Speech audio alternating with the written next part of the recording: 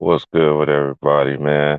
Everybody gotta wake up, wake up, wake up, 'cause we in a very new month right now.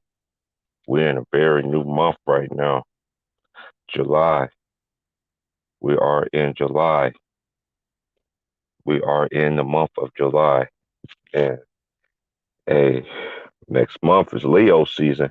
That's all I know. I don't think I know is next month is Leo season. But I was checking on to see what's going on with everybody, man. I do gotta go to work here in about 3 hours or 4 hours or so. Ain't nothing going on in the summertime. But summertime is when we come here, we kick back, we laugh, we chill. We just have great talks, man. Great talks, man. So let's have some laughs right quick. I need them all I can get, you know. And shout out to my homies, man, from everywhere, man. I don't care if you don't know me, if you don't know me, even if you knew me back then, and even if you didn't speak to me, even to now, hey, it's all good. But if you see me, I ain't gonna say nothing to you. I'm just gonna keep it a buck with you. I seen somebody not too long ago who I knew ever since the fourth grade, just right across this month. This dude didn't act like he didn't know who I was, but I know who the hell he was. Then he won't want us to try to chop it up and shit like that with me and everything like that. But I'm like, yeah, yeah. But hey, y'all, it's summertime, man. It is summertime out here. King Benson, what's good, man? Let's have some laughs, man. Let me hold on. Let me get Mary J started right quick. Y'all better be glad I'm not in the house. I can smoke and shit, boy, because I got this video for y'all that I want to sit there and play. But shout out to the OG who sent me that shit last night, man. This nigga had me dead ass when he sent me this, man. Hey, fellas. Hey, fellas. If you got women, we got good women in this world, man. Let's just keep it a buck here, man. We got a lot of great, beautiful black women, Puerto Rican, Asians, Russians, no matter what all ethnicities that I'm talking about here. That brothers and sisters who I know that are with. You know what I'm saying? But the OG sent me some shit last night. I had to send it to the homies. If you ain't got my number, man, I want to send it to you, bro. Hey, bro, I'm trying to send it to you. Shout out to my boy Why Me. Shout out once again. First of all, shout out to my boy Ticket TV, Pro Basketball Updates. That's where I started at, man. That's the homie right there, man. We good, man. I know niggas want to sit there, want to divide and conquer and shit. But my station is not about that divide and conquer. My channel is not about it's about bringing men and women together. Pretty soon, I keep telling y'all, wait till I get back down, wait till I get to where I'm going. Get my lady up on here and that's when women gonna really want to come up on here and everything like that. You know, I ain't brought her on here yet, you know what I'm saying? But we need more ladies on the panel. We need more ladies, real ladies, not ladies that want to sit there and tear down one motherfucker another. You know what I'm saying?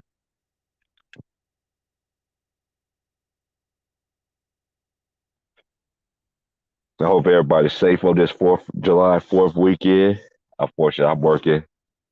You know, I do got to work this afternoon, but I just came here to just get some laughs and shit. East Oakland was good. I'm gonna drop the link for my homies, man. Gotta share, like, share, subscribe, man. We just Saturday, chop it up. Shout out to my big bro James, man. I hollered at him. Shout out to my boy Rilla Leezy. We chopped it up last night. Shout out to my boy Trayvon. My Columbus, Georgia brother, Akeem Benson, was good. Um, my boy LB, man, drop that shit. You know, I know everybody be on my boy, my twin, my twin from another mother, cause he's a twin like I am. My boy Maz, that's still my nigga though. Maz was good, my nigga. My boy Trayvon, Elder was good. The OG Elder, Kareem Report, Blue Bloods, 718 Sports. I can't forget about him. You know, can't get about time business either. Salute to the homie. I listen to everybody still. I know I don't comment on everybody's shit, but I'm a big supporter of everybody, y'all. I'm a big supporter of everybody.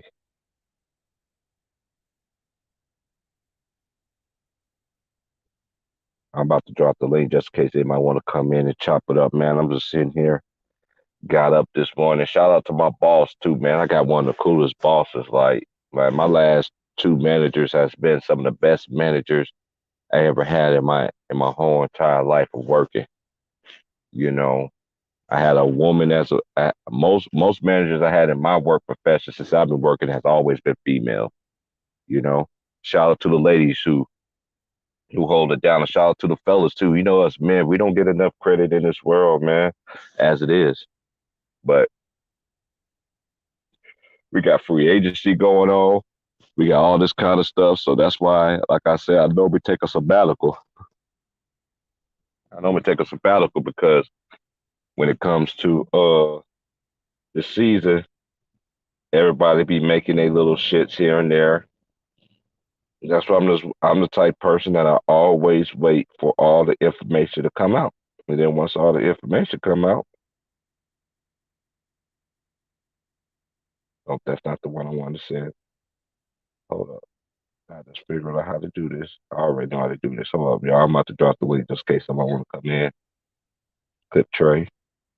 Copy on the clipboard. Copy to clip tray. Thank you. So let's go back here.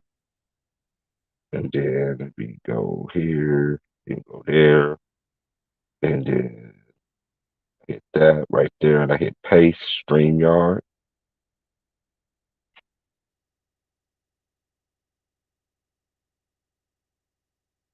Anybody want to come in, you can come in. But yeah, man, I'm just seeing what everybody's doing. I hope everybody's safe this 4th of July and shit, man.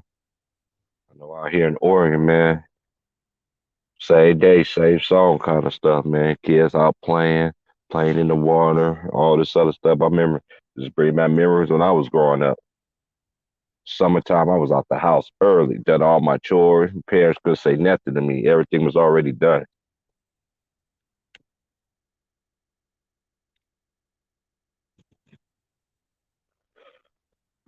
Well, yeah. But shout out to Ticket again once again, man, because and shout out to the ladies too that come and support the channel. You know, to support all of us. You know, I'll talk about women that came on my channel. You know, and they're big supporters. Everybody, Panama Queen, my lady. Who else? Gigi is chilling. Aries, Joanne. Uh, Any case, she still is a homie too. You know, she's missing on the milk cart. Salute to all the sisters that come and support everybody, bro. Like, I ain't doing nothing, just sitting in the car, just chilling. Got work about 4 hours. It's 11:34 out here in the West. Shout out to know your boy Trey. Shout out to my boy Showtime. You know what I mean? Shout out to everybody that's out there, man. It's been that content. Just shout out to I can't forget. Oh, forgive me, Queen. I'm so sorry.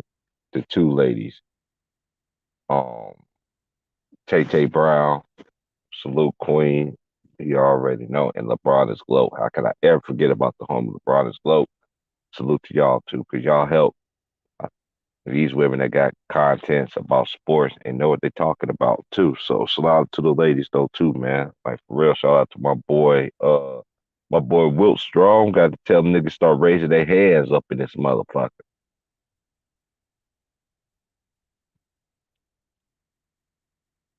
This is one of the main reasons why I don't listen to the media. Because number one, I was trying to explain this, so I was on Ticket Channel, so I'm gonna explain it on here from now.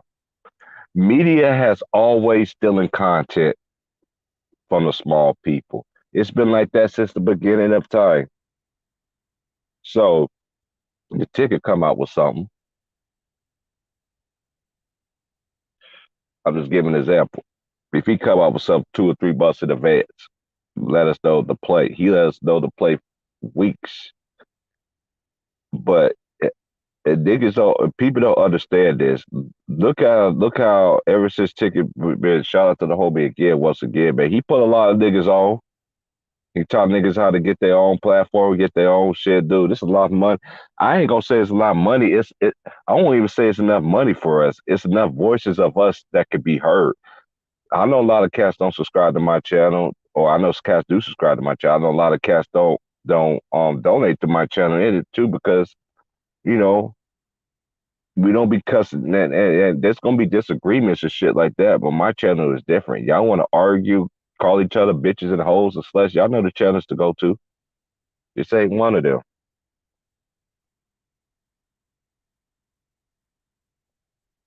It's been getting crazy, y'all. This free agency has been crazy. Um, Summer League be starting next week. A lot of players that did not get that here they day calls in the draft. They have a chance next week to make a squad, make a team. Um, it's gonna be very interesting. Shit's already getting crazy with this KD. But let's get back to what I was saying, y'all. Look at the energy that Ticket has gave us compared to the energy on TV. It's nothing like what they say on TV. They talking about everything else but the right thing. So when it comes to all these free agencies and stuff, I know people want to poke holes. Everybody want to act like they're right, dude. Everybody's not right. But I've been following the brother ever since I got on YouTube and everything. I don't even watch that shit no more. First Take and all this other shit because y'all people don't understand. Who is the main people that's talking about black players? It ain't just Stephen A. Smith. It's black people.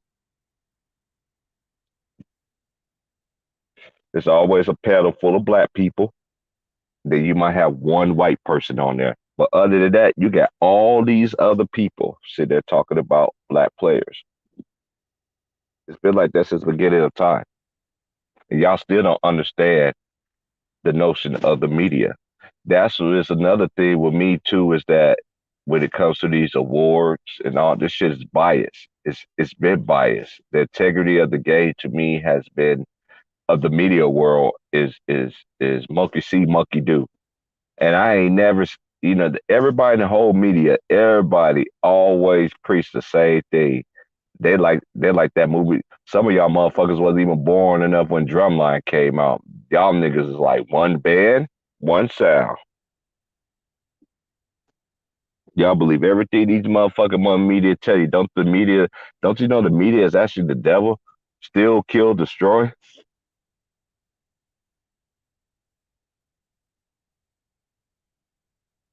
They just don't take shit for people for sports. They take people ideas for political, all kinds of shit, music, everything, man. Y'all understand why y'all people ain't woke up with this shit. Y'all, and then what cracks me up with some people is that y'all see the truth, and y'all know the truth, and y'all refuse to. You know why you refuse to it? Cause you're in denial.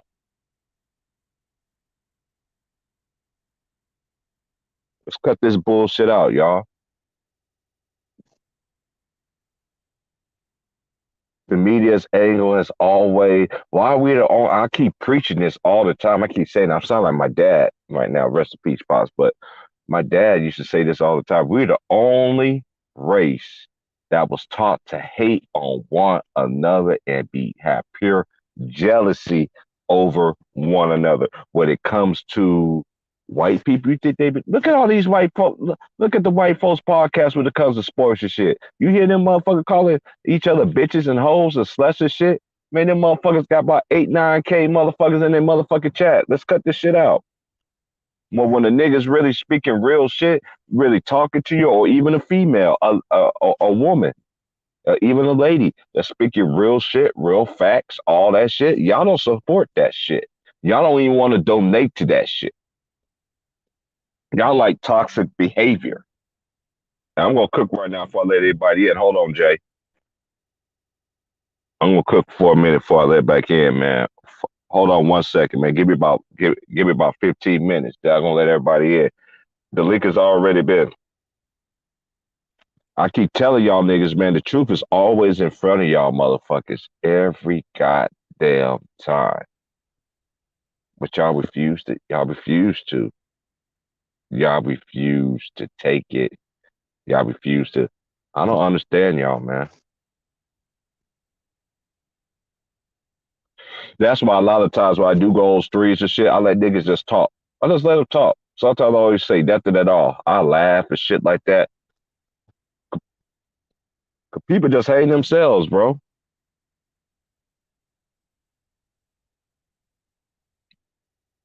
You hitting this?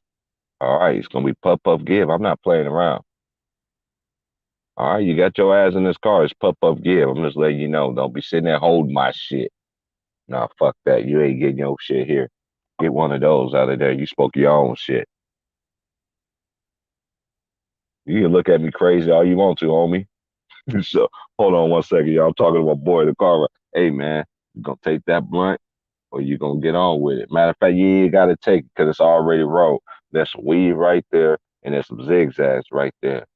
You can just sit there and just roll you one right in the car and just and smoke your own shit, man. I ain't tripping. I don't want nobody smoking out of me anyway, because I don't like niggas smoke. I don't smoke behind every motherfucking body. And that's one thing. And fellas, I saw this shit happen yesterday. Stop putting y'all lips on every and ladies. The ladies the same thing too. If you know if you smoke weed and shit like that, man, you can't put everybody. You can't let everybody put your lips on your shit, bro. You don't know what the motherfucker was doing last night, and then some of y'all friends be extra raunchy. You be walking around like that cartoon. Your pussy stay, your pussy stay, your pussy stay. Baby, why? Baby, why? It get the smells away. Man, for real.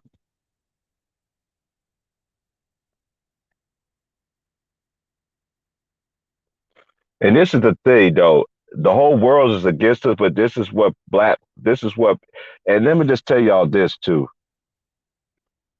There's multiple ways of being black. I'm gonna say this one more time. Let me close my door. Hey man, you better keep your ass out of trouble, B.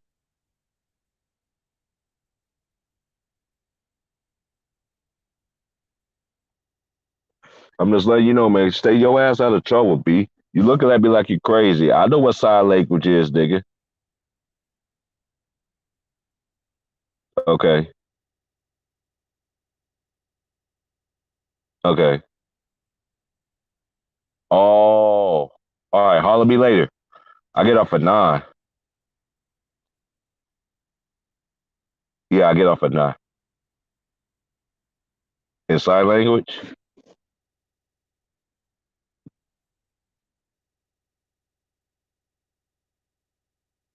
All right. Peace. All right, y'all. Excuse me. That was one of my partners, man. Really cool young cat, man. Still trying to figure it out. I be talking to him all the time, man. I see him at the stove.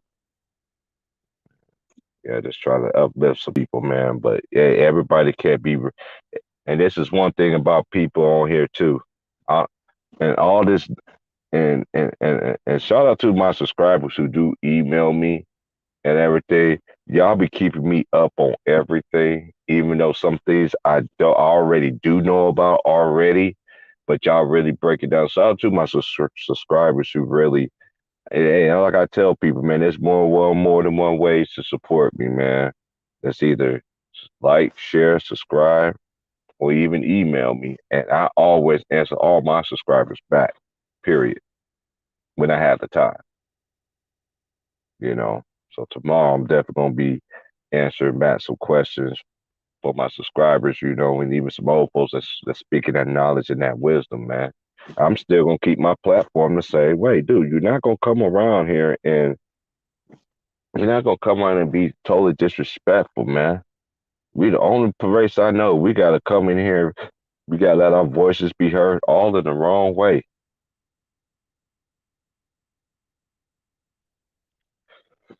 But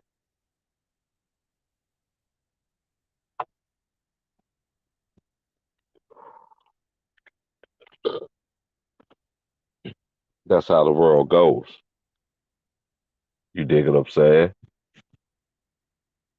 That's how the world goes.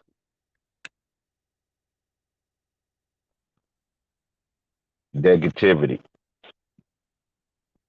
That shit gets glorified. People love drama, everything. I never seen so many men like drama in my life, boy. A lot of these dudes down there was that like this drama, and you like to be messy, acting like a little female, acting like a woman and stuff like that. You could live when I was growing up. Dudes would straight beat your ass, man. Females will whoop your ass for you even acting that way. They'll say, "Boy, you a man. You're not a woman. Why cut this shit out?"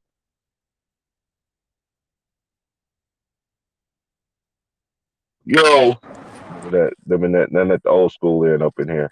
What up, T Price? Yo, What up, T? Can you hear me, Joe? G? y'all there? Greenleaf. Can you hear me? Yeah, I can Can you hear hear you, me, T? Greenleaf. What's going on? What's I going don't on, think. I don't think. Greenleaf? What up, JMJ? I don't think T Price can hear us. Oh, I heard you now, bro. I Okay. had Okay. big bro got small ass ears, bro. You know how many headphones? Hey, I'm serious, bro. You know how many headphones I got, wireless headphones and shit that I got, bro. And no matter what, the shit still come in my ears, bro. I don't understand that shit. So I finally got something that could really fit my ears.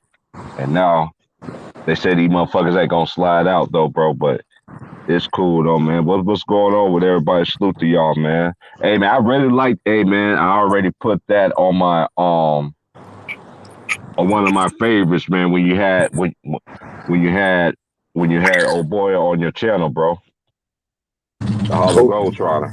That oh was some yeah, real yeah. shit right there. The Globetrotter. Yeah. Yeah, that was a classic right there. I really wanted to ask him some questions and shit like that, but Hoss was in there. You know, I don't Oh, fuck that with boy Hoss like House. that. Yeah. Yeah, I already know. Oh yeah, House is asking him all kind of questions. But now, yeah, he a Hall of Famer. He went to Baylor University. He a Hall of Famer for Baylor. That I know. That's what I'm saying. Oh Yeah, yeah, I yeah, know yeah, who he yeah, yeah. is. 'Cause, you know, Right. I like Kansas. You know, because I Mm-hmm. grew up in Kansas, so I know Kansas and Baylor always battled it out. Ever since Baylor came in, when they first got the Big 12, they was battling. You know, Yeah. Kansas was winning all the times, but I was always saying, Scott Drew get a team, it's a wrap. Mm-hmm. Man, college Mm-hmm. basketball gonna be crazy this year, bro. Because all the best, but you know, all the play, you know, still the top players of college basketball is returning back this year. You know, the That's player of good the year for him for though. That's good for him though. You know what I'm I saying? think it is too, because I think that boy Sheetway, man, he's came the player of the year. He's coming back to Kentucky. You got a lot of players coming back, bro. I like when players go back though. Prove your draft stock Right. and kill this bullshit notion that just because you stay 3 or 4 years, you don't get drafted in the late second round or don't even get drafted at all At compared to a all. player that just get drafted based on potential.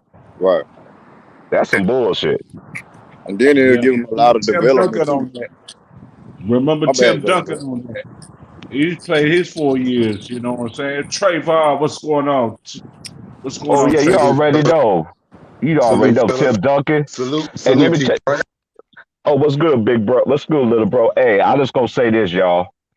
This is why I love players that played at college because I grew up watching Ray Ray in Yep. college, Allen Iverson, Vince Carter, Rasheed Wallace, all these niggas even them players that came straight out of high school and went Yeah. straight to the NBA. You guess what the players straight out of high school could have did? Some of them could be able to start off the rip. A lot of players, even Kobe didn't start off the rip. You got a lot of McDonald's on Americans that True. went straight out of high school. They didn't go straight into starting and getting started minutes. You have to earn that shit.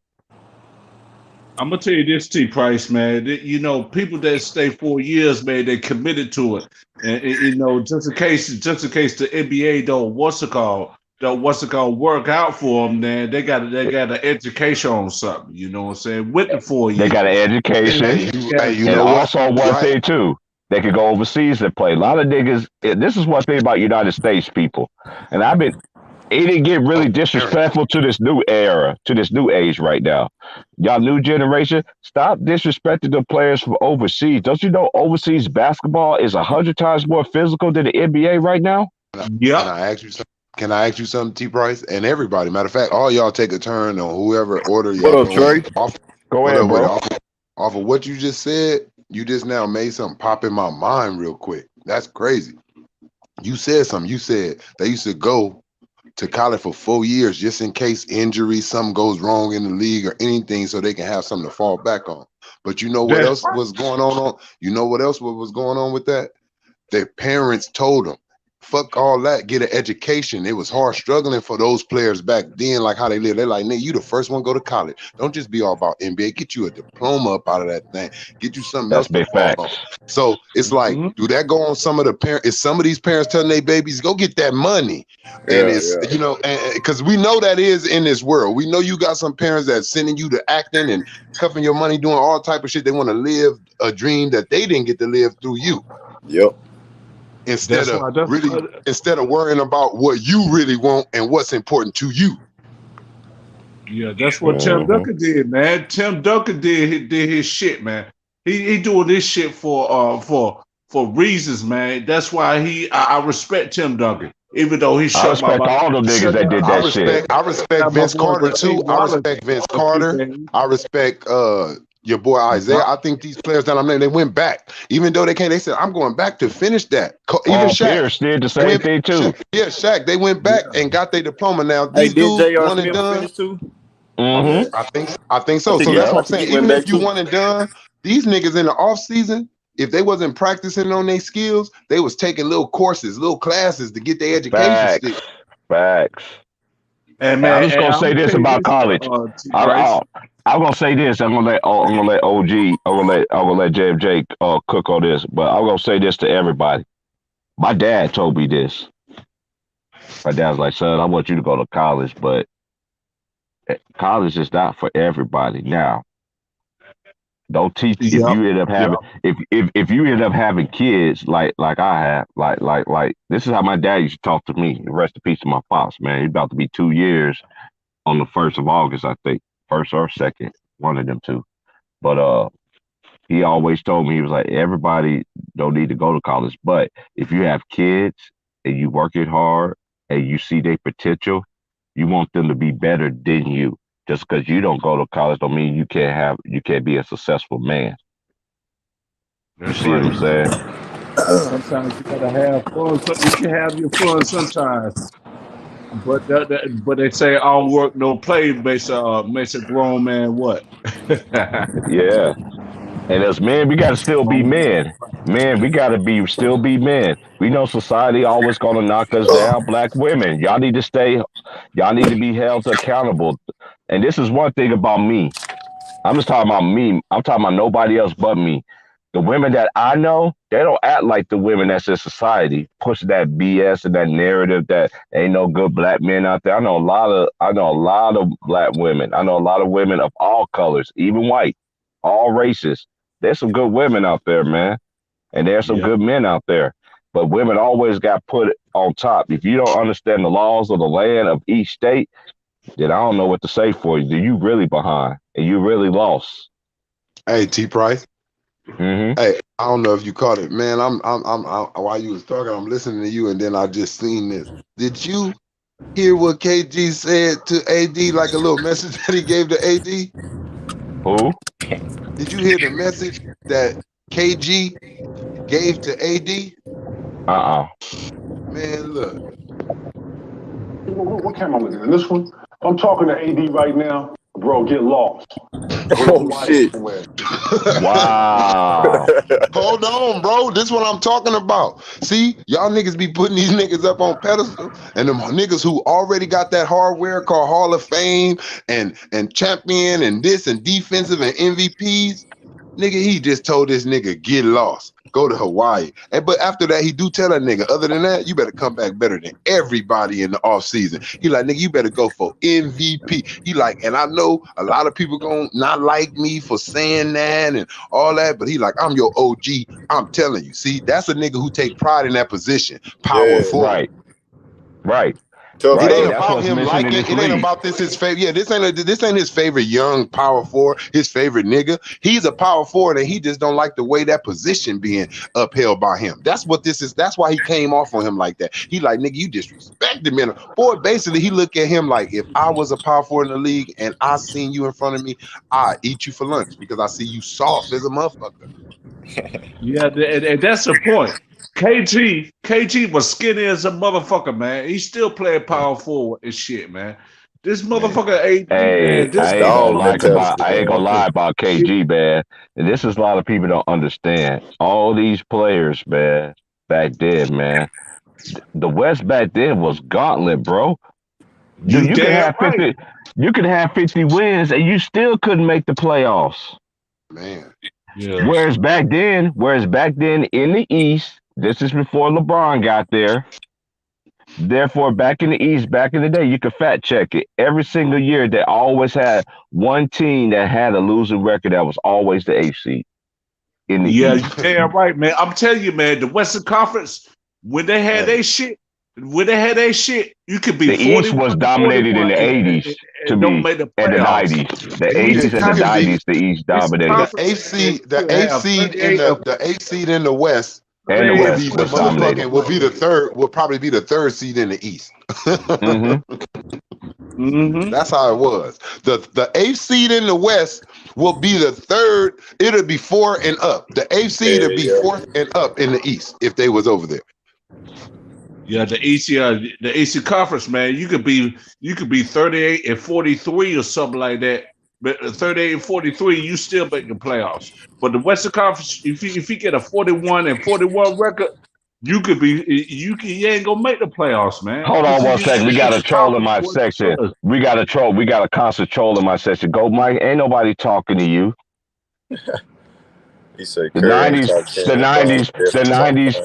Hey, go, Mike. Ain't nobody want to hear what you talking about, bro. I know you wanted to flex, come and troll people channel, but this is one thing I understand about you, Goat Mike.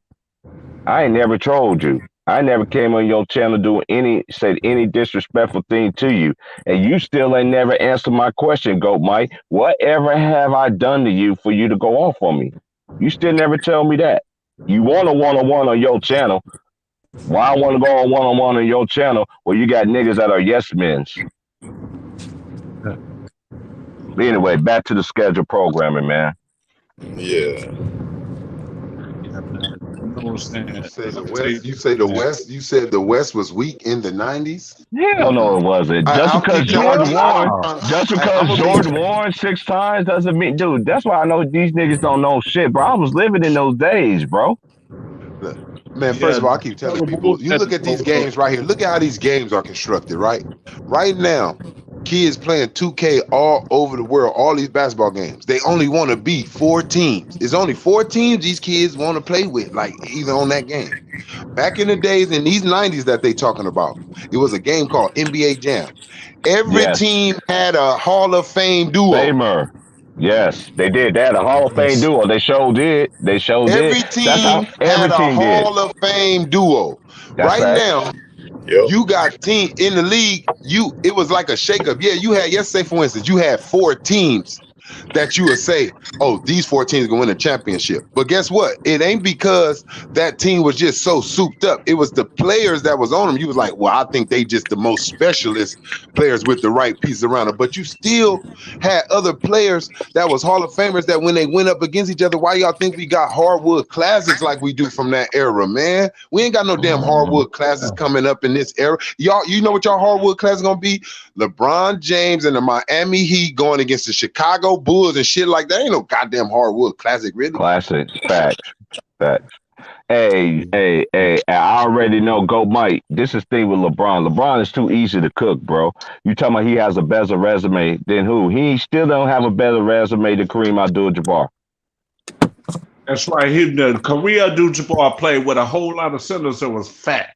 That was They gotta fat in the stop. motherfucking pockets And and it's all that talking shit. about he played the best Hakeem competition. That's Olajuwon, hella cap. Because They gotta Will look at stop doing Chamberlain, that with Will these stats, even though. when Michael Jordan won his championships, them niggas, Chicago didn't just steamroll these niggas like that. All them games was close. They might have you one damn blowout right. here and there, That's But how the look, 80s was. Even the 80s. You can't just have one, you guys. Like, you can't be dominant just in one. And this is what I'm saying. You can't just have some on this side and then grip on this side. It has to Right. be equally, to me, it has to be equally valued. You got to have the success of team success plus individual success, like equally.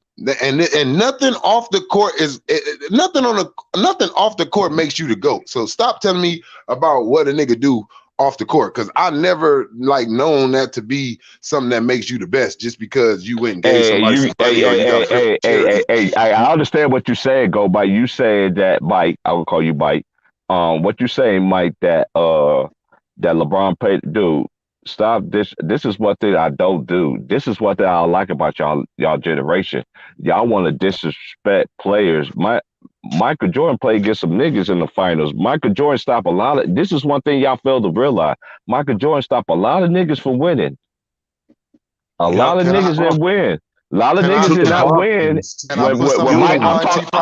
I'm talking about when Michael Jordan made it to the finals. I don't give a fuck. This is one thing y'all always say too. Well, he lost to the bad boy Pistons and all this. He lost to Boston. Dude, you couldn't go in the league and beat the Boston Celtics in the 80s, who was stacked through the draft, just like the Lakers was in the 80s. That was basically was a super team, but they did it organically. Why you think the teams that did it organically always had the most success? Go ahead, Trey. Watch this, man. From 1990 just to 1996. Michael Jordan run of dominance is better than anything that LeBron James has did. Anything just from those years right there. He had accomplished more MVPs, all type of things, awards that he won, championships in a row. Wow. That was a real dominance. Y'all say dominance because you constantly be in the finals. I know you didn't say that, Go Mike. Hey, Go Mike. I know you didn't say that, Mike. I know you didn't say that, but most LeBron fans say that shit though. Then they don't, and then they ain't never seen that shit. They never seen them. Like most people saw Kobe when Kobe was like 2000, when Kobe wasn't even that nigga no more. And this is one thing I understand about y'all LeBron fans. Y'all always want to say, because I got a lot of fans that ask me this they always say, T Price, why LeBron was better? I'm like, dude, okay, that's your opinion, but that's all y'all know. How you seen Kobe Bryant play? Guess what? Majority of the people that they email me. No, I ain't watched Kobe Bryant to 2014. Well, you need to start. Well, you need to watch him from the 2000s all the way to now. We can't wait. First of all, if we want to do that, let's put it like this. Let's be even. Everybody got a certain argument you want to pick to say somebody had it rougher. Like we can go and say Kobe beat more 50 plus winning teams than Kobe, than LeBron and Jordan. Like, but that's neither here or there, right? Like, that's not going to get him no big win in your mind or nobody else's, right? And you can name, Jordan had 10 scoring championships. Like, we can pick something from each and every one of these niggas' careers and try to nitpick Wicked. But like I said, let's just go to who got the perfect 50-50 piece, both on both ends. If you was to go through if you go through Mike Jordan, go through LeBron, and go through Kobe, Mike got it more evenly on both ends than both of those guys. That's facts. And the defensively, offensively, championships, all of that. He has it more evenly than them. The success on both ends. That's facts. And the only one that and came then you close keep going, and y'all keep Kobe. going with the stat, and y'all keep going with the stat thing. Look, we can't do the stats because I'm gonna go through a few things to let it be known. Some people said it, but it wasn't a for sure thing. Wasn't nobody saying Kareem was the GOAT after he made those points. After he became the all-time leading scorer, they wouldn't say, he the GOAT now. It's just like clear off top. It's over. No, you still have Bill Russell being argued with him. You still have Wilt being argued why he had did that. And then they were saying Wilt and Bill, they still saying Bill Russell was the GOAT, but this nigga's breaking every record, scoring, rebounding, blocks, all that. But for some reason, you still not the certified GOAT. Why is that? Because this nigga keep walking away with the damn trophies, bruh.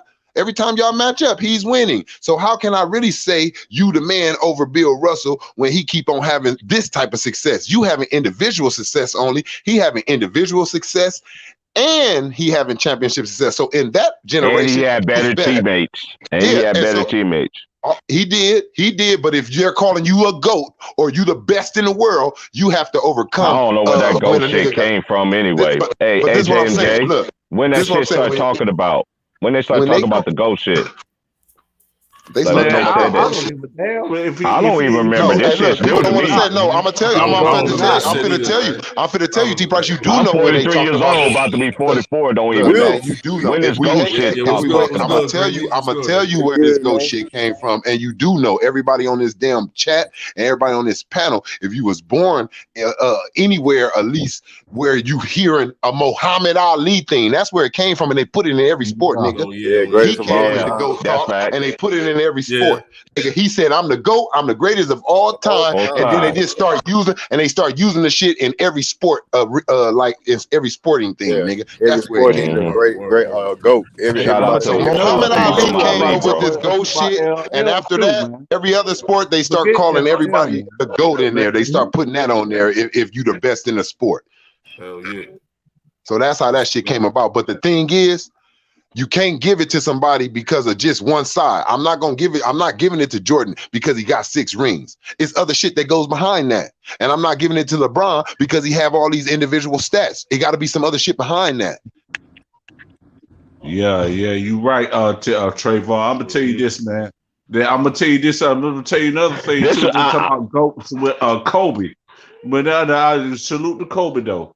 R.I.P. to Kobe, man. But you know, like you said, Muhammad Ali. Facts. And like you said, LL said that too. LL Cool J. I'm greatest of all time in that song. Yeah, I remember he did. LL got bars though. Shout out to LL though. Yeah, that was 2000. That was my nigga. Hey, you know what my shit was back in the day when I was in high school, Wilson? You probably was in diapers and shit. I'm fucking with you. You trying to play me? Somebody try to sneak. Hey man, that's fucked up. Somebody try to sneak LL Cool J up in there because of that album. Look, Muhammad Ali was born way before LL Cool J, so you can't give LL Cool J that credit. You got to say he heard it about the same way I heard it through Muhammad Ali. Yeah, he got it from Ali. He's a copycat. He's a copycat like the rest of us. Damn it.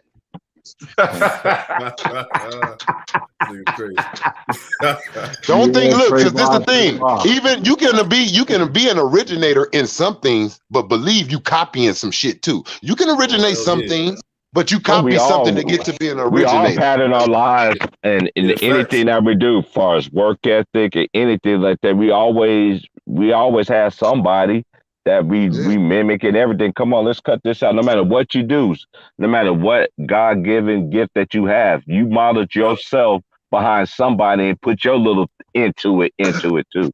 Put your little work into it. That's all I'm saying. I wouldn't even say Kobe went from role player, bro. Look, I won't even say Kobe went from role player to superstar. Kobe went from prospect. Prospect. Just hope. Hope. Like, man, we can see the. I'm gonna tell you.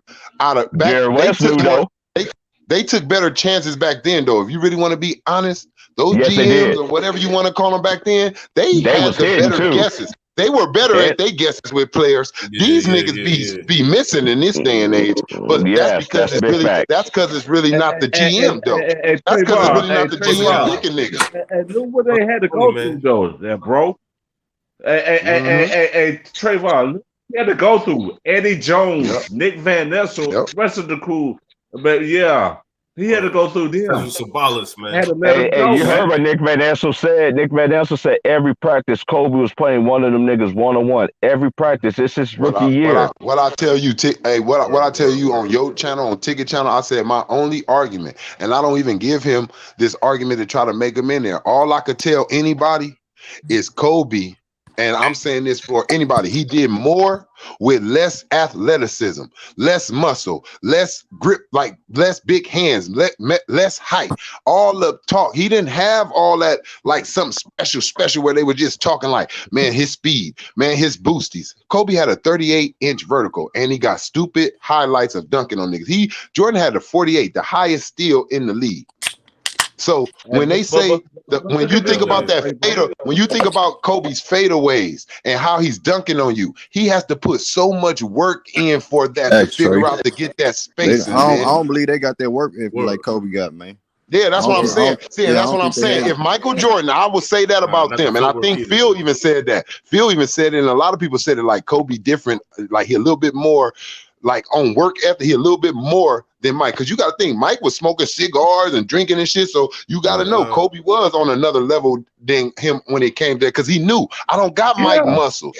I don't got Mike athleticism. I ain't got Mike big ass hands.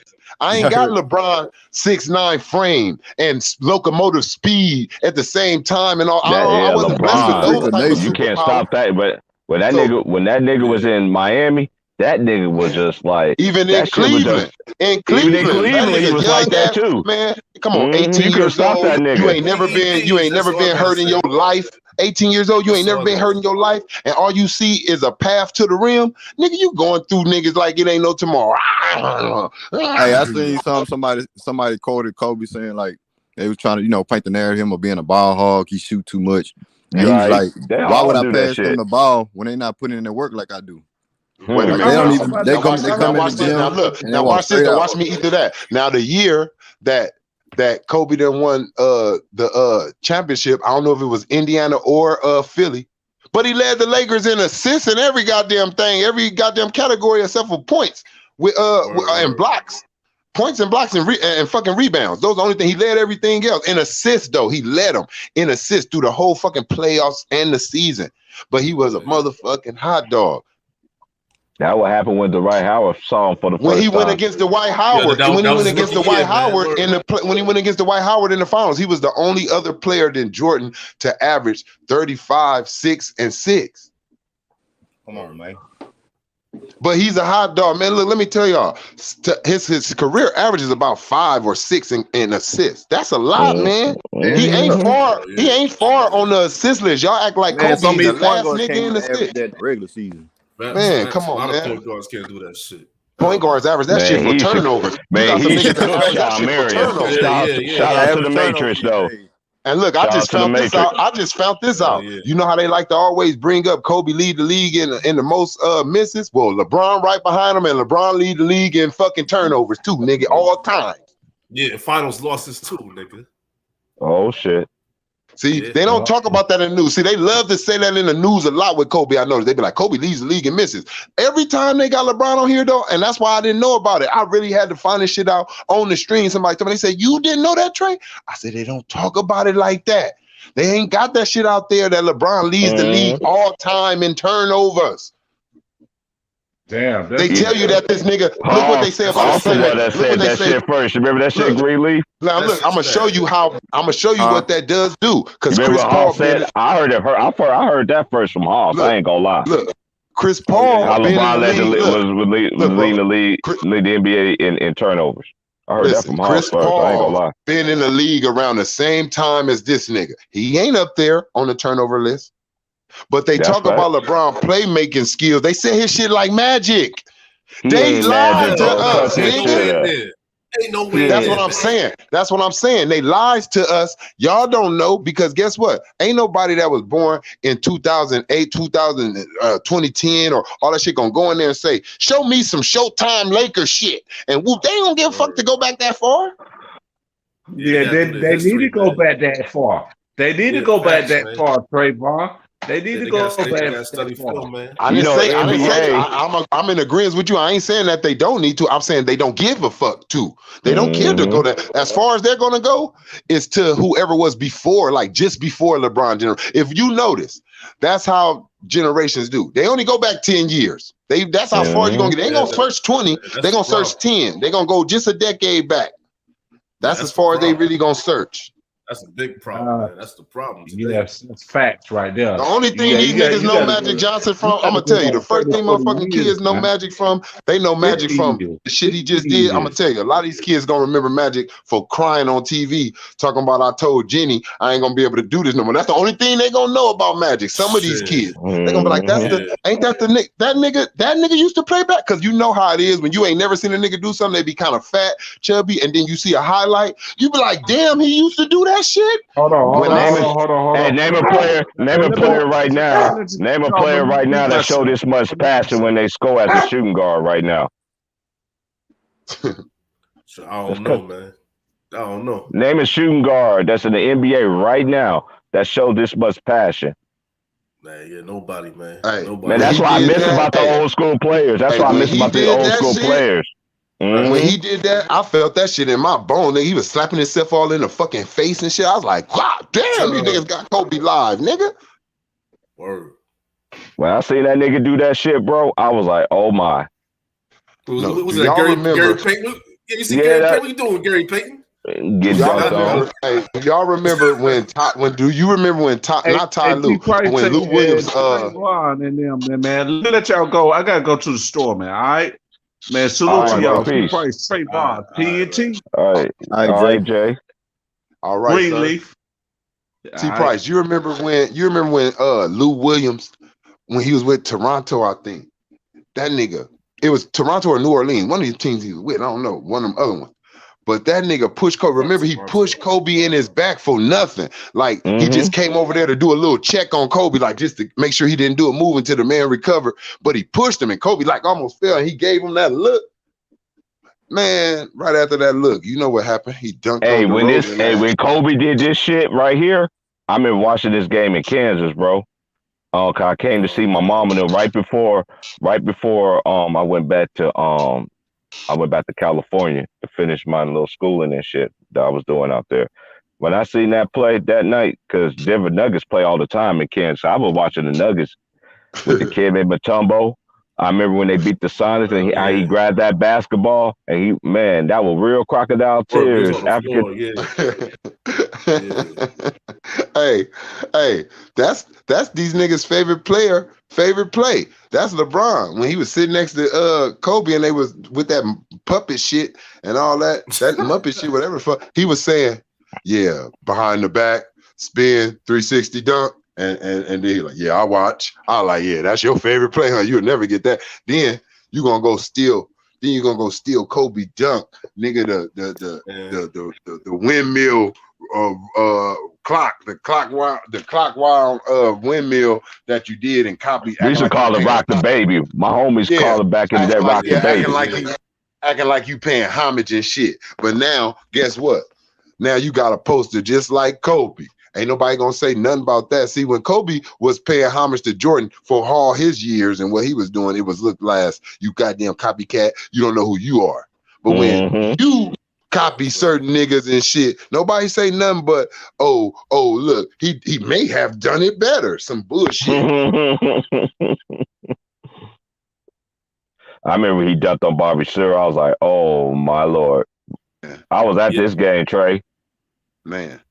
Hey, you was at that game, man. That's what's up. Hey, when I was in Job Corps, man, in freaking in California, when I was out there in the Bay, man, I saw the Lakers game and the Warriors games, bro. I saw like I told y'all, man, I saw the Lakers' first 2 year championship run. I was at every Laker game. That's what's up. I was at every Warriors game. You know, because the Warriors is just right over the Bay. Because Hey Trey, you know I ain't lying, cause look, they still got the culinary spot right underneath that motherfucker. Still to this day, that motherfucker still right there underneath that bridge. I forgot that little highway right there when you cross over to go to the Bay. I know the shots. I know the shot, and I'm not gonna lie. Like, you know, now it's like you used to it, kind of like when Steph. He'll still get you sometime, like in certain moments when he shoot that fucker and do certain shit, or it depends on how close the game is. Now, to me, when he shoot a three, like it's like it got to be a close game. It ain't too exciting, like because he didn't wore it out so much. But Kobe, it was like I said, it was the way I think Kobe made the most out of everybody. Not saying not saying far shots, far ass threes, like shot how far 40 feet. No, I'm talking about 4-5 niggas in your face, a nigga in the back of you, a nigga in the front of you, and a nigga under your legs, and you still made the shot. Kobe made the most difficultest shots. That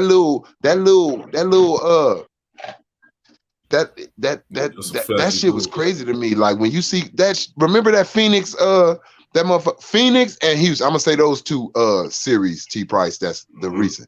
When Shane Battier was sticking him, and then in Phoenix, when Grant Hill and everybody who on that goddamn team, Jared, everybody was trying to stick him, and he was making just some of the most acrobatic, hard, good defense on him. Defense perfect, double team, all in the face. How you can see the rim when a nigga hand all in your face like that? They like good defense, but better offense. Your offense, hand down, man down. That's when the hand down, man down came from. Shout out to Mark Jackson though when he did that shit. And in the NBA, I just gotta in the NBA, you know, we know we're the media, but I got a request. I know it's not going to happen. But please, can Mark Jackson do other games other than Warriors games? Like, we tired of you just putting that shit all in his face like that. I always said that shit, bro. Niggas know I always said this shit, bro. That why y'all always got this man always doing Warriors games? They got other teams. I want to do Grizzly games and all these upcoming players, Luka and them. Man sitting on the sideline just looking at these teams. This team win. He's supposed to be there. Y'all got me broadcasting this shit, man. Get the fuck out. Especially in the finals. Especially in the finals, bro. I knew. I was like, I know. In all due respect, them three right there, especially when they got Mike Breen, they are a good threesome right there. Good 3-man crew right there. I will say that. That's one of the main reasons why, though, too, because everybody like to hear Mark Jackson. But to me, it's just like, damn. Every time I look up, this nigga is always doing Warriors games. I'm like, am I the only one that think that shit? I'm like, this nigga. I'm right there with you. I'm right there with you. I've been right there with you. And you know what else is fucked up? I'm gonna keep it real, man. Because we say this shit about all these black players, right? And I don't know if even Avery Johnson should have won it. And let's just keep it real. I'm keeping it real. I don't give a fuck what nobody say. Yeah, they cheated for the Lakers like they cheated for Miami. That shit happens in sports, man. Mm-hmm. It happens in sports because Avery Johnson should have won in 06, man. They didn't want that black coach to win. I'm gonna tell you this off of the coaching. I don't know about just on the coaching, but I know this. What players? What I'm gonna put on? I'm putting this on Steph, Clay, Draymond, in my opinion, and Iguodala. I'm putting this on all those players because I'm gonna say this. We got it. Certain players when they don't speak up for coaches, black coaches for sure, these black players who be on these teams, and one of they black coaches get fired, them niggas ain't right there speaking up for them. And out of all this time, how wrong that man Mark Jackson been done, you never hear Steph them commented on that shit, man. I pay homage to him or something. They never said like none of this was possible. Only thing I say, let me just say this. Let me just get this out. You never heard Steph say this or Clay. I just want to thank Mark Jackson for first calling me the greatest shooter and me and him the best backcourt ever and all that to shoot the ball. Like nobody else had this kind of confidence in me, man, other than my parents, my nigga. Like y'all didn't fight for that, man. Y'all didn't even comment like, man, we hope Mark Jackson come back, like nothing, nigga. And y'all ain't nobody ever made y'all have to neither. Hey, Wilts. You know how we always tell niggas how old niggas was and shit? How y'all niggas always want to disrespect Kobe and shit. How old was y'all when this nigga did this right here, nigga? When he said, don't fuck with me after that alley-oop. Raise y'all hands when y'all talk. That was against Philly in the finals right there. You saw Brian Shaw. Brian Shaw was a pure point guard. He was like, go, nigga, jump. That was right. Hey, I'm gonna tell and look, for all y'all to know who don't know, that was right after Allen Iverson pissed Kobe off. They had an argument in the middle of the floor. Right after that, Kobe shit. Yo, I was going for the Sixers. I ain't gonna lie. I was going for my boy. Nah, me too. Man, me too. I was going. You know what I'm saying? Oh, hey, you know what? I'm gonna keep it real. Majority of the street niggas was going for AI. Straight up, the hood was going for AI. Facts, man. I ain't like Shaq. I ain't like Shaq back then. That nigga was bullying Mutombo. Oh man, he made him look crazy. He made him look crazy. Look, I'm out there. I'm outside. I'm a hood nigga with the COVID. See, you got hood niggas. That's what I'm saying. People really don't know the whole. People really don't know the whole that these players had on niggas like back then. That's how much your legendary. That's how much your impact was. See, I don't see nobody doing that shit like that. Like, yeah, niggas probably trying to rock that. Guess who's right there? Kwame Brown was in the game, man. Niggas forget it when Kobe dumped on Steve Nash. Shout out to Kwame, man. Kobe and Allen Iverson and Michael Jordan. Them niggas was so drawing so much to where they draw you in. You want your hair like them. Niggas had Allen Iverson braids going up, going back. Yeah. Niggas had Kobe Bryant afros. Niggas was bald headed and they didn't even have to be. You like, damn, like that's how much these niggas was making you like. I think if I wear my shoes like them, if I put my knee brace on like Mike, if I, that's what you really thought. Hey, because we should show the tattoos also. Man. Hey, Greenleaf. Hey, niggas gonna remember this. Hey, Trey, remember this. Cause shout out to AI and shout out to Chris Webber and shout out to the Fab Five, Jalen Rose, Jimmy King, what's the other dude name? Jerron Howard and Ray Jackson. Shout out to y'all niggas, man, cause y'all niggas brought the long baggy shorts and man for street niggas, boy, especially the niggas that was trying to, the dudes that was playing ball and shit. When Michigan and Carolina came out with that shit, boy, I was like, whoa. Niggas was out there, especially Georgetown. And then when AI made it, and a lot of people, I still got a pair in the closet. I ain't even wore them bitches. The Georgetown ones. Hey, Greenleaf, you remember them ones he wore at Georgetown? Yeah. I got them ones in my closet. I never wore them bitches, bro. I got all the questions except 3 of them. There's only 3 of them I don't have. What's the one thing different? He wore them J's. They wore Jordans then, yeah. What's the one thing different about Shaq retirement jersey in the Staples? I'm still calling it Staples Center. I don't give a fuck. Hey, crypto. I don't call that shit no crypto shit. I'm gonna be honest. But what's the difference between? That's the shit Kobe and Shaq built. Yeah. I don't know why you would change that name after Kobe passed away. Shit. Like, why would you do that? Just disrespectful to me. Some LeBron there, right? LeBron there. You want to change it? Come on, man. What's the difference between Shaq retired? I ain't gonna blame it on LeBron. Hey, look, what's the difference between Shaq retired jersey and everybody else retired jersey on that up there? Like he definitely built the staple. Like him and Kobe built the staple. That nigga Shaq shit is the front. They got Shaq shit from the front. If you look at Shaq retirement jersey, you can go to the ceremony. They gave him the front of the jersey with his last name on the front of it. And everybody else shit showed from the back. I was looking at that shit. I was like, niggas don't even pay attention to that shit. I said somebody fucked up. And Shaq know it. If you look at Shaq's face, he like, what the, like in a way, he like, what the fuck that shit is? Right. Got his shit backwards like a motherfucker. I said somebody put O'Neal on the front of the jersey where the Lakers supposed to go. They don't got his jersey looking like it's from the back. That's fucked up. That shit was crazy. That shit was, hey, I said, you got to be a real Laker fan, thirsty, looking real hard to see that shit. You got to know the jerseys, basically. You got to be a Laker fan to know the jerseys. Hey, Trey, I know you went to Laker games like I did, bro. What's the favorite song when they always play? I love L.A. Niggas, we out there geeking, boy. We was out there geeking, boy. We was out there. Look, you know, I miss that shit, bro. That's everybody's favorite when they used to play the Rockets, especially when they played the Rockets. I'm thinking about when I was in school when they played the Rotten dude. Them games against Yao Ming, bro. Hey, what's that dude's name? Because he's seen that song, man. You Got a Friend in Me. Yep, you got a friend in me. I'm talking about Phil Collins, right? That's that nigga. Phil Collins, my nigga. I can feel it coming in the air tonight. That was Kobe shit. Hey, that was Kobe shit. It ain't Phil Thomas. No, it ain't Phil Thomas. Because the nigga who seen that, you got a friend in me, he got a funny way he talk. He be like, and that for sure. And you know, like that's how he talk. He talk on some other shit.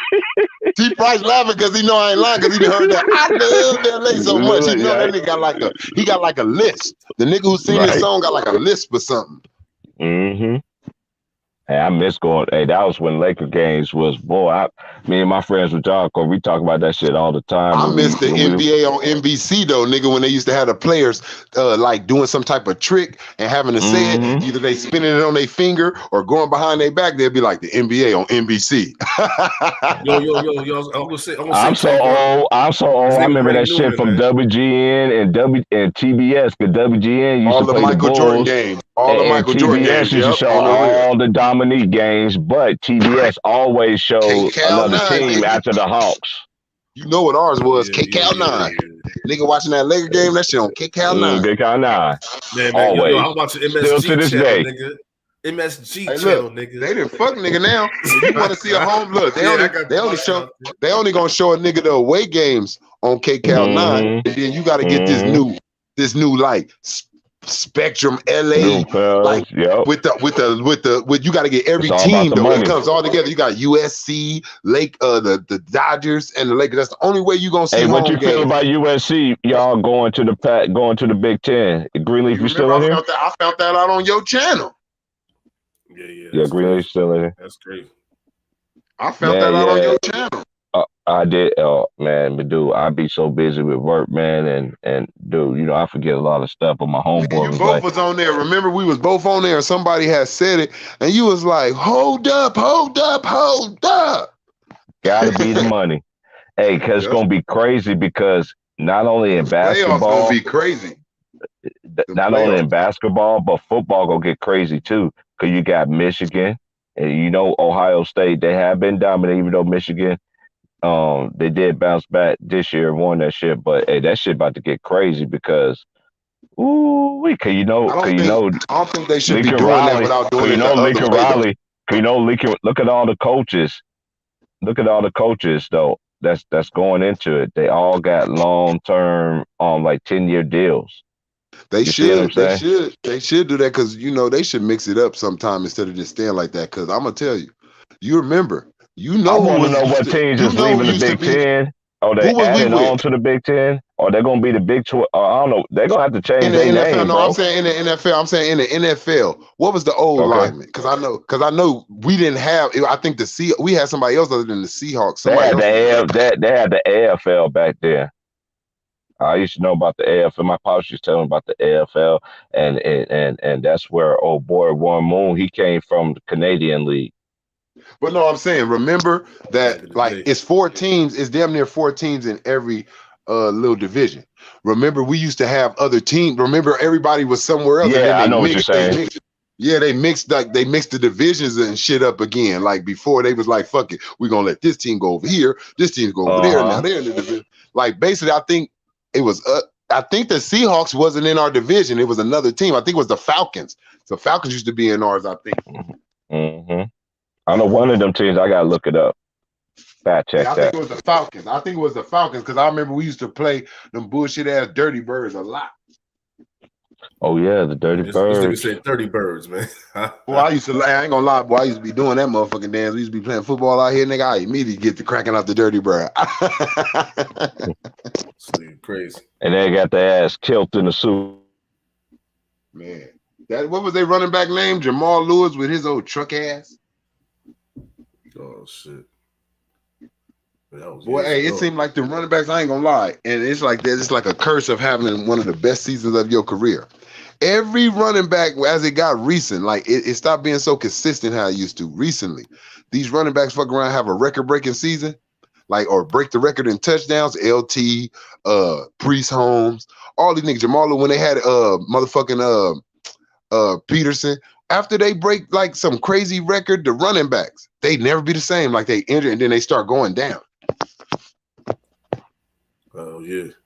Like that record did something to him. Like, like just made him say, I ain't got go hard no more. That I got that record. I ain't gonna lie, I wanted Adrian Peterson to break that motherfucking that season rushing yard record. I want him to break that motherfucker. That was some amazing shit he was doing, man, to come back like that. Damn. What was that nigga on the Vikings? Not the Vikings. He broke on the Dolphins. Minnesota Vikings. Ricky something. Oh, Ricky. The dude who got it is he used to play for the Rams. That nigga. What's his name? He the one who got the record. Damn. What's his name? He on skip them shit sometime. He be on skip them shit sometime. He used to wear like that. He used to dress funny too. He had a Jerry curl too when he ran when he used to play. Shit. Like Stoney Jackson, ready for the world looking ass. Daryl, what's that damn running back? Let me get this nigga name right now. What's this running back name? Ready for the world, nigga. Stoney Jackson. Who y'all talking about? Who the running back for the Rams? He used to be the running back for the Rams that got the record for the all. You talking about Eric Dickerson? Eric Dickerson, yep, Eric Dickerson. Yeah. Eric Dickerson was a bad motherfucker, bro. With a Jerry curl, leaving drip. Drip. Dion had one too, nigga. Dion had one too, nigga. Hell yeah. Prime time, man. But Dion, prime time, his shit looked shiny. That nigga Eric Dickerson shit looked juicy. His shit looked like you just poured, like he poured the whole activator on his shit. Let the games begin. He basically had a Hollywood Shuffle, Keen Ivy Wayne's shit, nigga. Man, a big worm. He had that soul glow. Yeah, big worm. I already sent it to you in the text, bro. So come on in. What's up, East Oakland, man? Salute, bro. Let me drop the link for the homies, man, just in case anybody else want to come in. Yeah, I'm gonna be on for about another hour, bro, and then I gotta go to work at 3. So I just wanted to get on, chop it up with everybody, see what's going on with everybody. It's summertime. You know, gotta get that paper. That 4th of July weekend, man. I'm trying to be high all weekend, nigga. Fuck that. Hit the like, share, subscribe, man. We cooking today. Right after that shit. This is gonna be called Saturday Shenanigans. Will she talking to you, bro? What happened, nigga? Where the fuck your Landry Fields jersey at, nigga? Where's that Landry Fields jersey? Huh? Where's your Dickie Simpkins jersey at, nigga? Ooh, nice comeback. That was a great comeback. He's coming back at you, though. Man, Jersey game. All right, nigga. Where's your jersey at, nigga? Man, where's the Jeremy Lin jersey at, man? Where's the Raymond Felton jersey at, nigga? Where's your Steve? Ooh, this nigga going lethal on you, Will. Come on, nigga said Raymond Felton. Where's your OCO jersey at, nigga? OCO jersey at, man. Salute to y'all, man. Salute, man. Salute, man. We know how we do it, man. Ray, not the Ray Faye. What happened to your David jersey, man? Niggas don't want to play this game with me, Trey. I go back in the 50s and 40s on niggas, man. Yeah, T Price will go Mad Dog Russo on the nigga real quick, bro. That nigga T Price gonna come and ask the nigga where his Phil Jackson jersey at. Yeah. You know Phil got one with the Knicks, my nigga. You know Phil got one with the Knicks. Yo, I ain't gonna lie. T Price say that shit. I said, where's your cornbread jersey at, nigga? Oh, nigga, where's your Bill Bradley jersey at, nigga? Man, see, I started.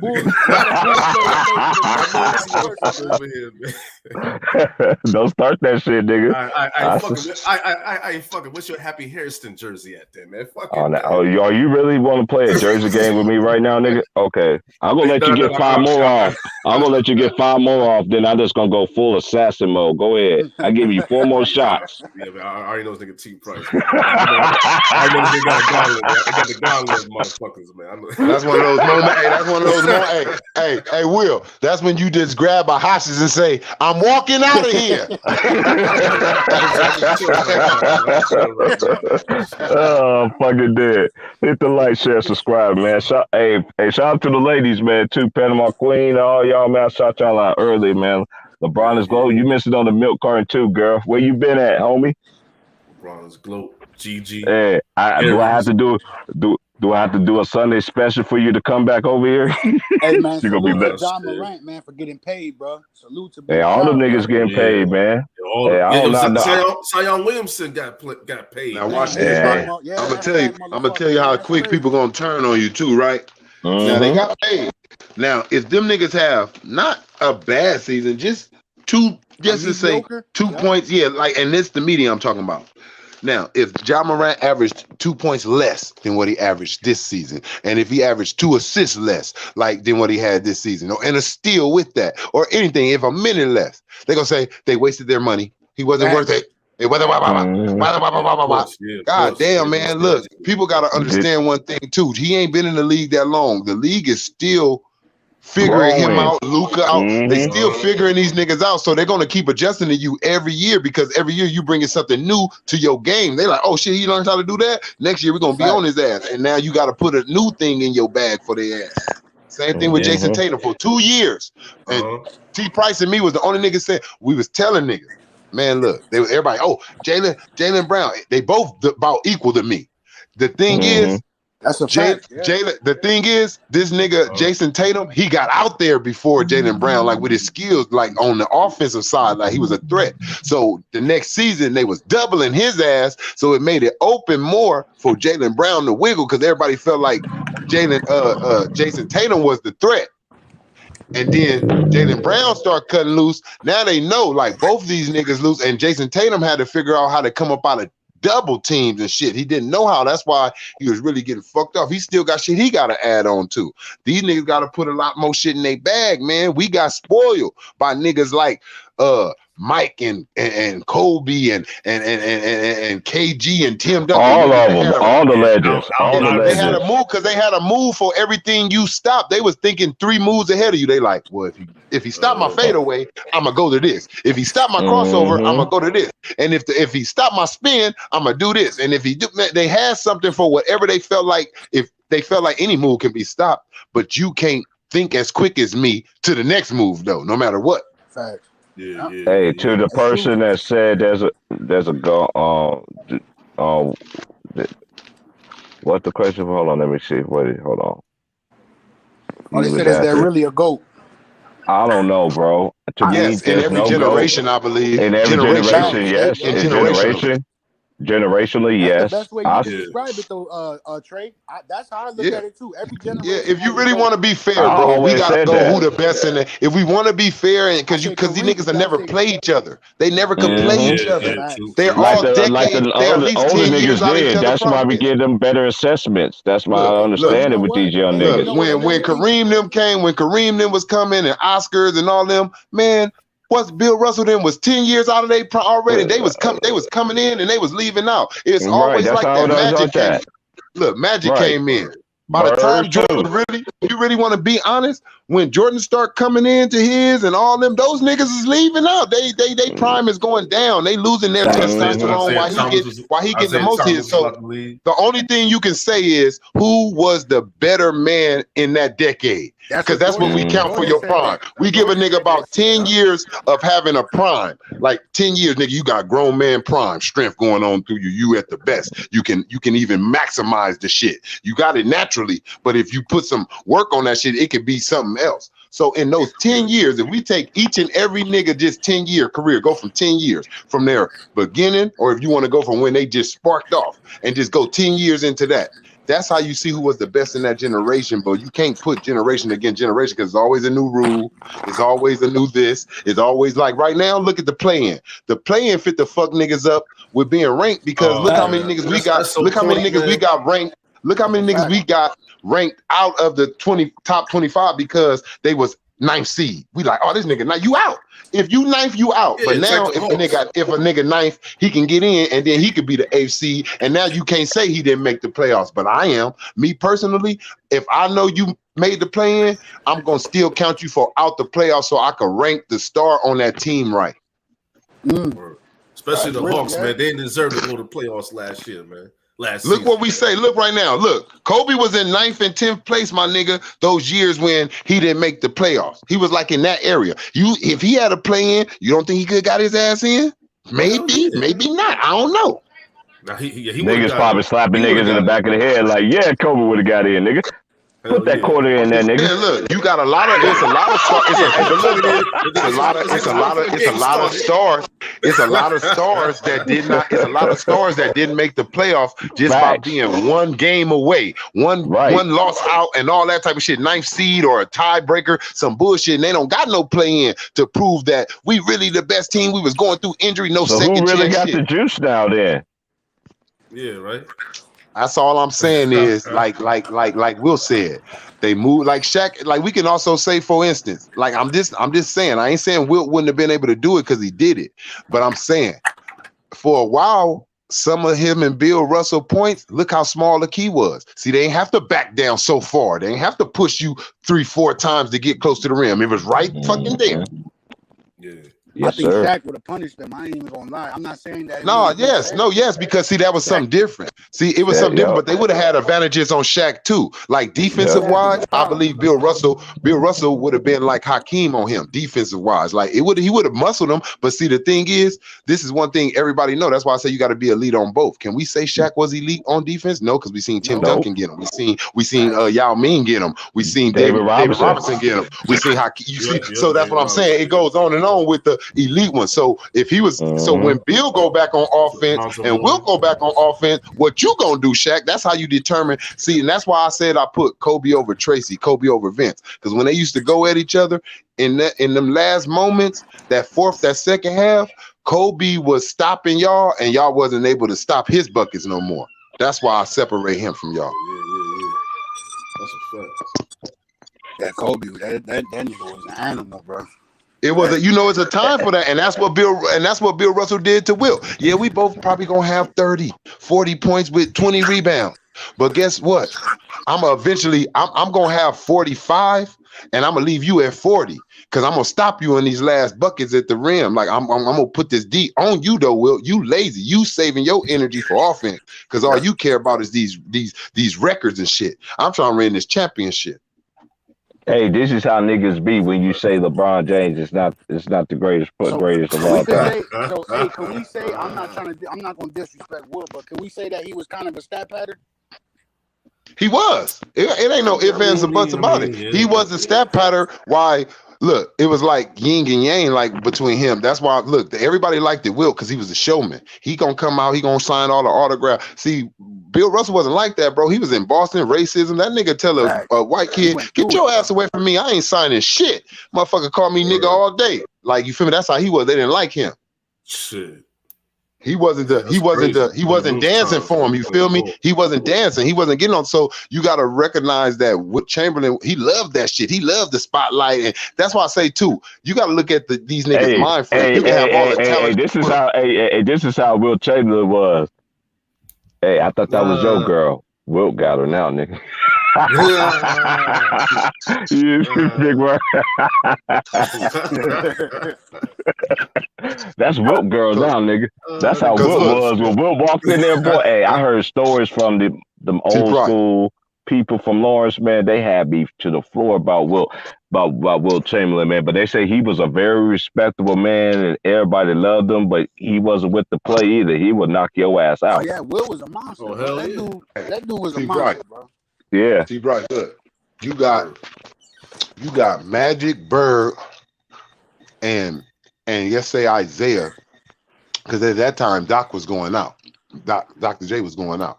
So at that time you got them. Who's the better in that generation? You would say Magic, more success and MVPs. He got the most championships. As a team, he got the most team success. He went to 9 finals in 12 years. That's crazy. They want to talk about LeBron. I'm gonna tell you, that's what I'm saying. Straight. Out of that generation, what I'm trying to get to everybody to understand is the perfect shit on both sides. He's evenly, out of everybody in his generation, he's decorated on team success and individual success the most. Facts. So he will come out looking the victor. Like I said, we can't go on. I'm gonna tell y'all why stats don't tell it all. If we didn't know, take away Michael Jordan championship rings and everything. Don't show nobody nothing but their stats. Don't show no accolades, like nothing that they won. And if you go and put Karl Malone next to Michael Jordan, you would think Karl Malone was better than Mike. Yep, that's a fact. That's a fact right there, bro. That nigga Malone, man, and we all know that's bullshit. So don't tell me about LeBron James stats, because just because you got that many stats, that don't mean you better than me. Man, fuck his stats. That's how. Hey, saying that shit to a LeBron fan, I'd be like, hut that shit out, and LeBron fan like Tupac, like. So who's supposed to be anti-CJ right there? Hey, CJ be holding his nuts though. Shout out to my nigga CJ though, bro. That's my nigga. And that's not the first time. That's why I said, man, we can go in every generation and find out where that myth get broke up. Like I said, if you go back and look at Bill Russell and fucking Wilt Chamberlain stats, you'd be like, oh, Wilt Chamberlain was way better than him. But then you go see them rings and things, you're like, what was going on? Yeah, he really wasn't better than him. That's what. He didn't galvanize the team and his own play at the same time. He only was worried about Wilt coming out of this bitch with 50. He wasn't worried about if his team was helping him with the other 50. Word. That's on the real. Like, nigga, that's how you look at it. If you look at it with, people would say Tim Duncan probably was the best out of his generation. If you look at just their their awards, if you look at the awards, not the stats, if you look at their awards, just because Tim Duncan got more final MVPs and two, like I think one more MVP than Kobe in the regular season, they're gonna say he's better on paper. But we all know if you had a choice to go see either one of those niggas, and when they on the court with each other, who's better? Off the eye test, you like this nigga Kobe better than Tim Duncan. I don't give a fuck. Oh yeah. Oh, hey, I'm gonna say this. Be cool. Hey, be cool. Me, I'm not disrespecting Bill Russell. That's just me personally. I don't knock people, but he benefited, but he did put his work in. He set a lot of standards. I get all that. I'm not the type of person, I don't disrespect players. You know what I'm saying? So we're not disrespecting players over here. We just saying it from a different perspective. If you can understand that, that's all. I don't respect legends. Which Russell? He talking about Russell Westbrook? Is he talking about Russell Westbrook? Yeah, he said people be hating on Bill Russell is sad. Yeah, I mean, just like what JJ Redick and the boys said about them, that they was playing against plumbers and shit. That's disrespectful. You heard what Perkins said. Perkins talking about, I don't want to hear nothing about nobody who was bouncing the ball like this. Man, get the fuck out of here, man. They got to start somewhere, idiot. And it was very hard in that time. At that time, for you to do that dribble that you clowning, a lot of people in America couldn't do it, nigga, all over the world. Yeah, plus medical staff, man. They had no medical staff the way they got right now. And this is one thing about me. I got to get this out the way. I'm so tired of people using this in their little argument for their favorite players when it comes to these MVPs and shit like that. This is just me talking. I don't care about nobody else saying, look, that MVP talk to me is overrated to me. Of all these accolades, you can't take the accolades away. You can't say whatever. You can't take. I don't take nobody accolades away. You can't take that away. But one thing I always say, and I say I'm 10 toes down on this, y'all want to hate on Kobe, that's fine. Y'all want to say LeBron James, it's fine. But I don't rank players. Now, I've been saying this. People been knowing me for a while on here, and I say the same thing. You got every great players in every single generation. Bill Russell and Wilt Chamberlain, they was the greatest at the time. Does Bill one more? You can't disrespect that.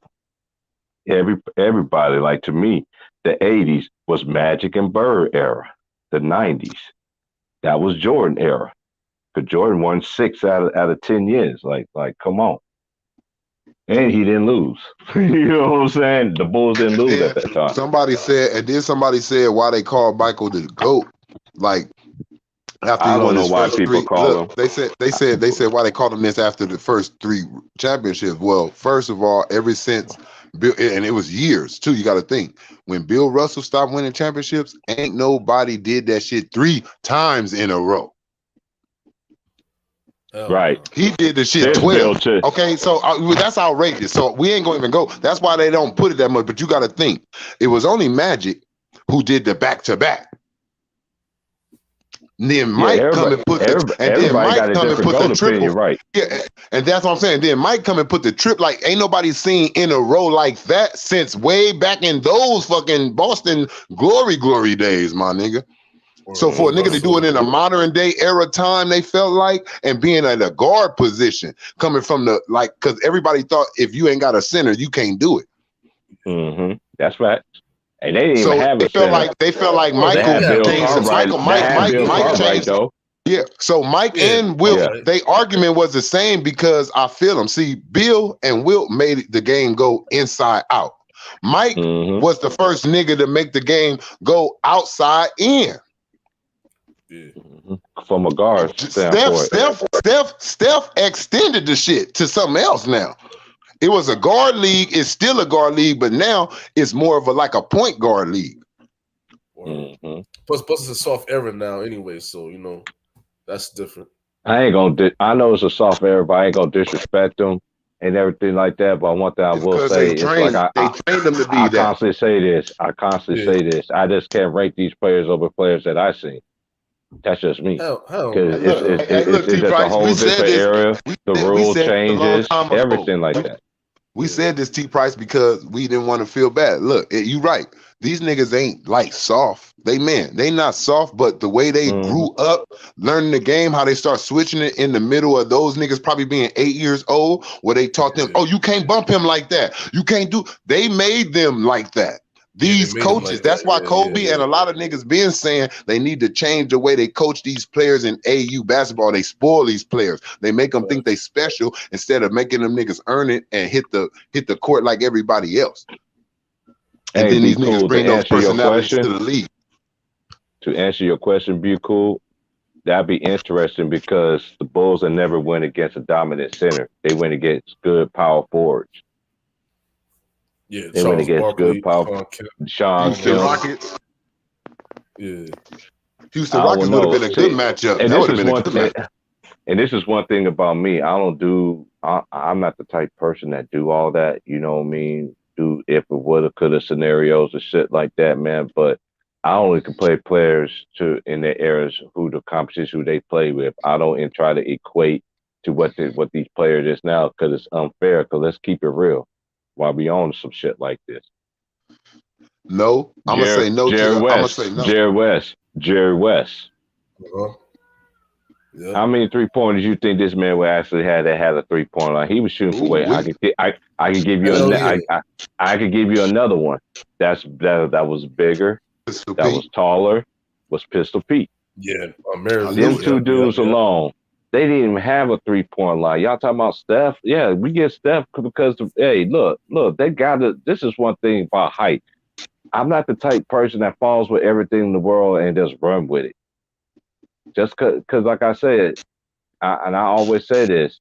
Yeah, they always want to say he does it off the dribble like dude. Okay, I constantly say this.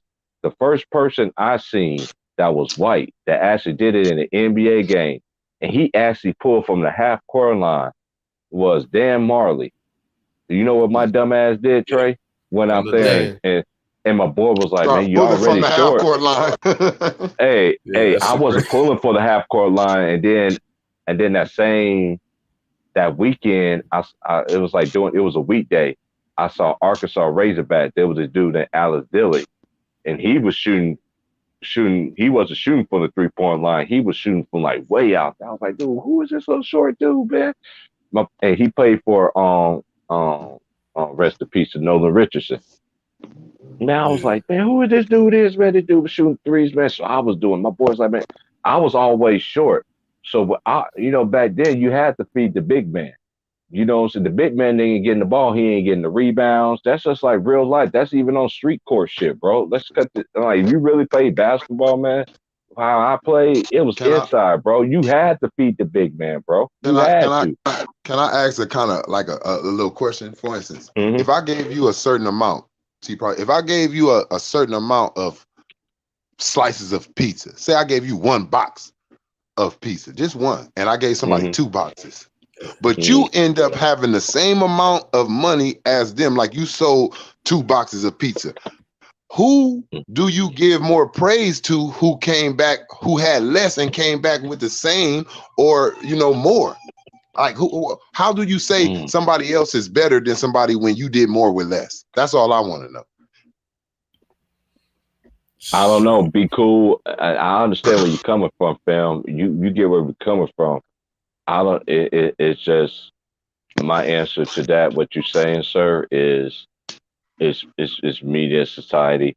And I always say this on Ticket Channel. I constantly stress it on my channel. I never seen so many people believe everything that these people say that come out these people's mouths on TV.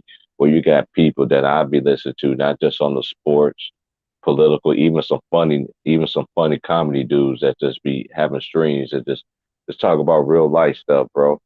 They don't have none of this. Like the people that I listen to, I know Ticket is top of the order. I'm not kissing no ass. I know people want to come and sneak this. That's fine. Y'all can say whatever, man. Do whatever that man says. Crazy. It always end up coming true. Then just let the shit happen. I know it's summertime. Like I remember it was like, I remember when y'all niggas wasn't even born. Y'all don't even have a summer. Y'all new school niggas only have a summertime anthem like we did. Thanks. Shout out to Fresh Prince though, Will Smith though, and DJ Jazzy Jeff for giving us. Facts, man. Hey, facts. 91. Summertime, when that song came out, every year that song came out. every single year. Shit, y'all don't even have a summertime anthem. They do got a summertime anthem. They do. You know what it is? They summertime anthem is that drill music, nigga. Yeah, man. Fucking hot girl summer. That's they summertime. That's they shit. They shit. Lil Durk, and them nigga, like that music that make a nigga go and hurt another nigga that look like him. Hey, and that's crazy. And a lot of people don't understand that the media's goal is to brainwash everybody. That's always been their goal.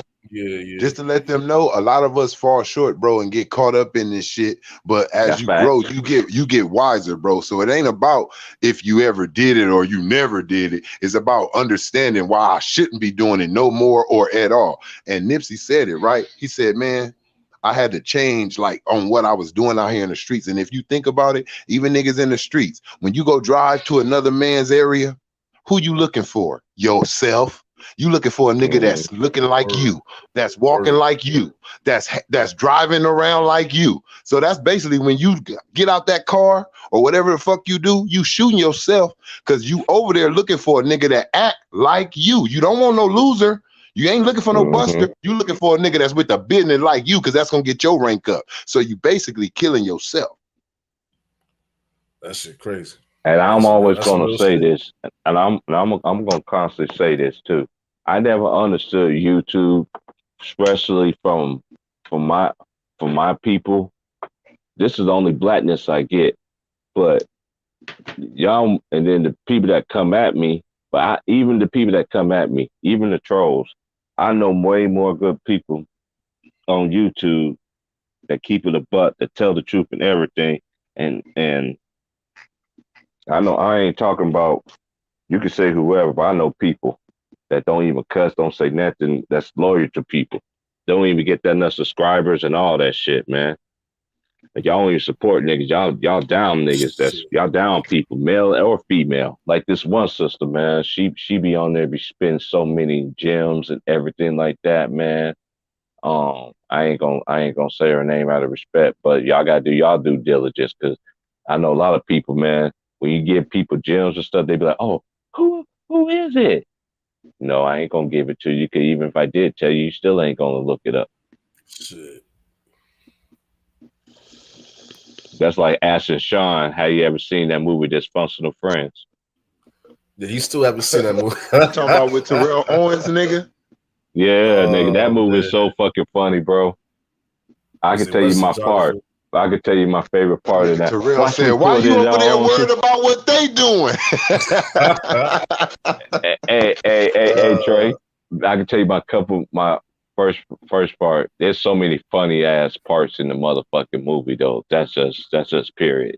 It's so many funny ass moments. But my favorite moments, other than the entertainment moment, was the last one. When that nigga was in there, watch me put it on splash.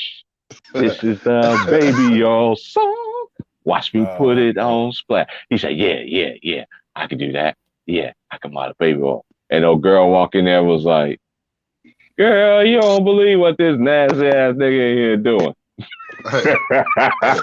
Let me ask you and Will something, like for real, because I know how we really is on just in real life. Like, and it's how you carry yourself here too. Like, can't nobody say nothing slick to us on here. Like, it ain't about being tough and bad. I'm just saying we got ears. I heard that shit, my nigga. What you say? Like, you know, like I need you to say that shit again. I got something to say to that. If you said what I think you said, what's up with this nigga Steph Curry? Look, Steph. Look, I gotta get on because you're the leader. You're the leader of that team, and the success of Draymond Green really is more on your back.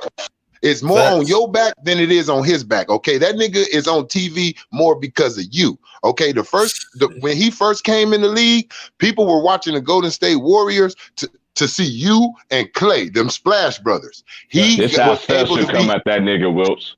Yeah, he was able to be seen. He was able to be seen because of what y'all was doing on the court. So why you keep letting a man that you helped putting food in his mouth keep talking this shit about you, man? Talking about how you need other niggas and how he didn't see it in your game at the time. That's why y'all, like, basically that's what he said. Like, how many you let him disrespect you on LeBron TV show, and now he's doing it on his own podcast. What's up on other niggas' podcasts and shit? Facts. He just, you know, gotta me and you. speak up because we be on. Look, we were shitting on KD when he wouldn't say shit to Russ. Like, nigga, if you don't tell this nigga this my team, nigga, and give me the motherfucking ball, what's wrong with you? Yeah, Steph Curry got talked. Okay, hold on 1 second. Now I know I'm gonna be at work. Hold on. I'm back on the laptop now because I got to get.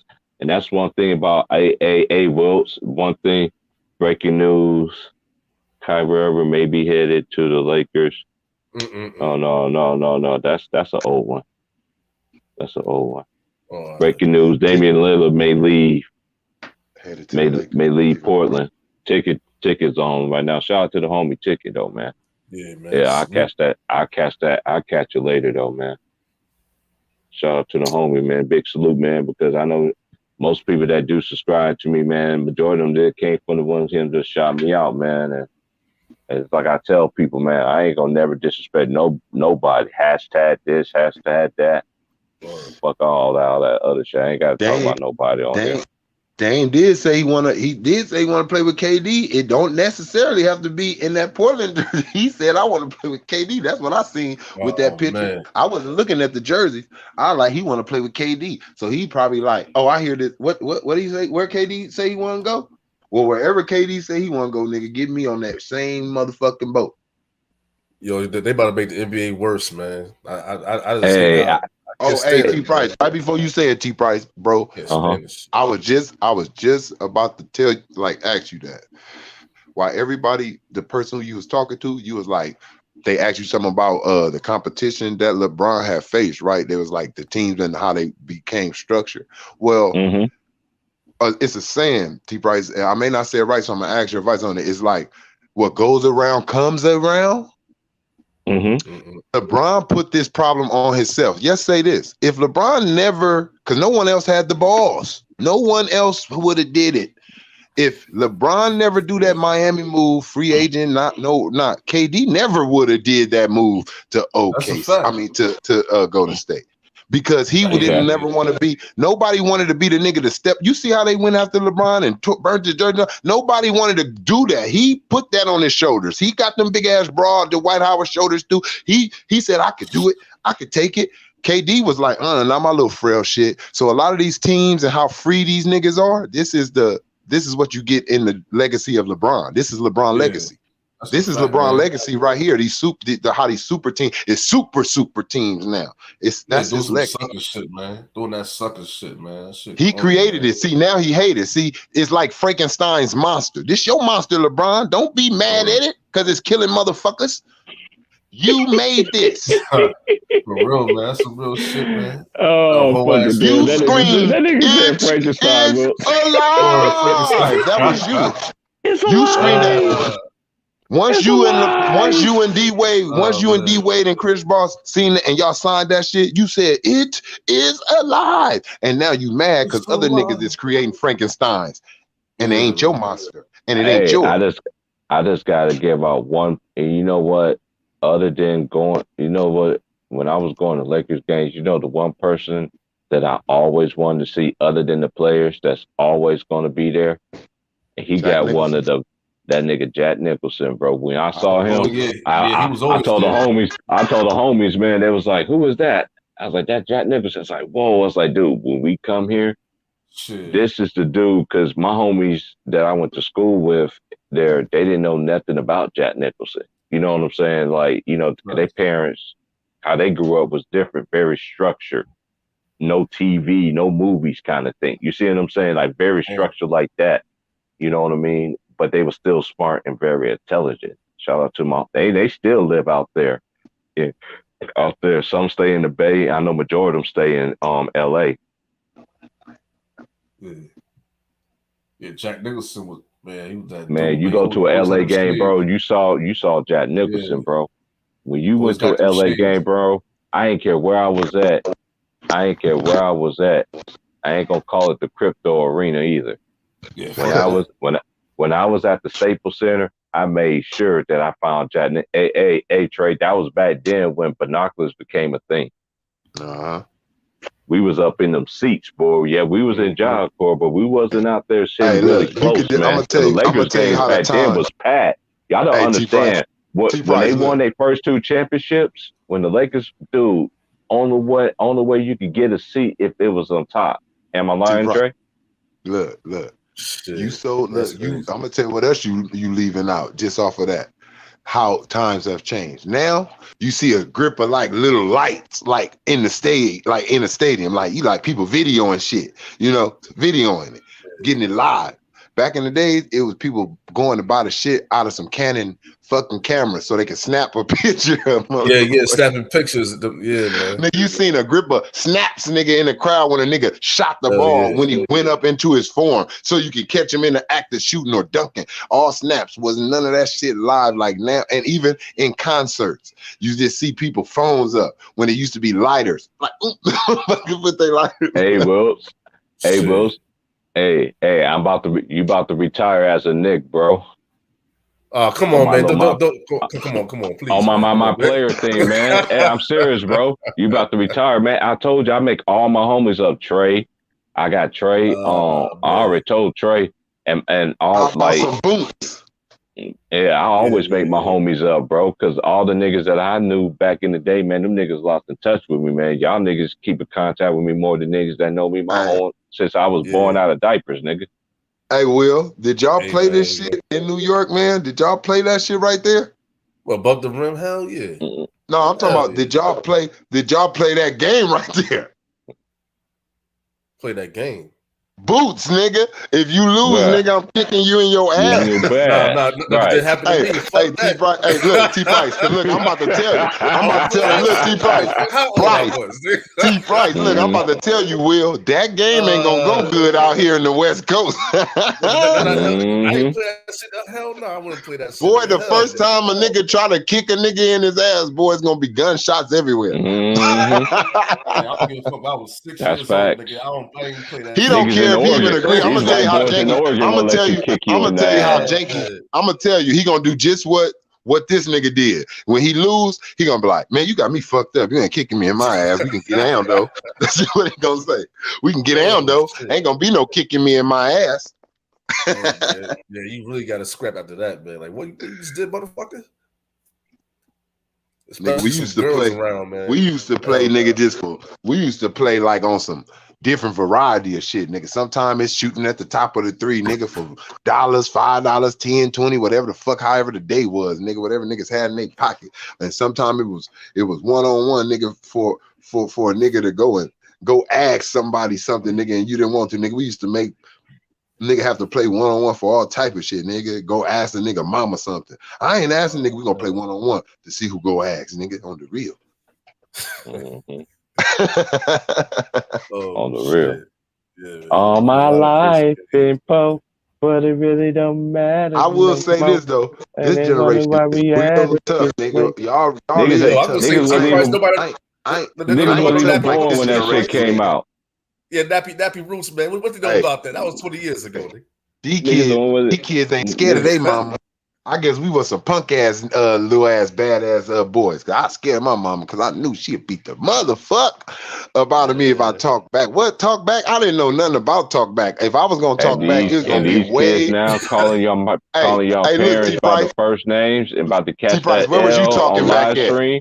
T. Bryce, where was you talking back at? Way in your room, and guess what? They knew you was doing it, and look, and they knew you was doing, and they knew you was. And they knew you was doing it because they used to. They saying you better shut the fuck up. You be like, damn, what? How you know? How you know I'm thinking some shit about you right now? Yo, ain't gonna be a Merry Christmas for my ass. I know that way. Open the door real fast. So what'd you say? I didn't even have a door to say. Hey, Will, they open that door right up. Look, Will, that mean face go away. You go right back to that bitch mode. I ain't saying a damn thing. So we better wipe them tears, boy. Better wipe them tears. But look, it gets worse. Look, it get worse. Like T. Price just said the other day, bro. Look, I'm looking at. Look, somebody was telling me when I was little, they was like, "You little bad motherfuckers we wasn't doing that shit. Just the little shit we was doing." And now I'm looking at a generation. I was like, "Damn, nigga, I wasn't doing that." And that's why I'm looking at like, and y'all gonna look at the generation behind you. They gonna start fucking before you fucked. They gonna start killing every generation get worse. Like, yeah, look, they gonna start killing before. If you look at it now, look right now in this day and age, we can see a 10-year-old go to jail for doing a wrestling move, shit on his sister, on the couch. Gonna be like this growing up, nigga. Run, bitch, run! He trying to fuck you at 8 years old. Nigga, his dick ain't fully developed yet. What are you talking about? Nigga used to crap me up with them little lies. That's one thing. I know. That's one thing this generation. That's one thing this generation different on. We used to wish for that shit. We was wishing that the teacher wanted to give us some painted drawings. Ooh, I wish the teacher take me in the room, teacher, please. I won't tell. I swear to God, we won't be on TV in no goddamn courtroom. You gotta say that shit silently, nigga. All right. Hey, boy, nigga be trying to stay back on purpose. Oh, hey, yeah, y'all go ahead. Hey, y'all go ahead on. I'm finna go and ask her about this little paperwork right here. You already know everything on that motherfucker. Hey, I'm about to excuse me, Miss Robinson. Excuse me, Miss Robinson. Excuse me, Miss Robinson. No, but I was in 8th grade. Shit. Shoot, man, I'm about to act like Cruz. I'm about to act like Cruz, cousin, and Coach Corder, man. I wish I could play with y'all niggas all night, man, but I gotta go, man.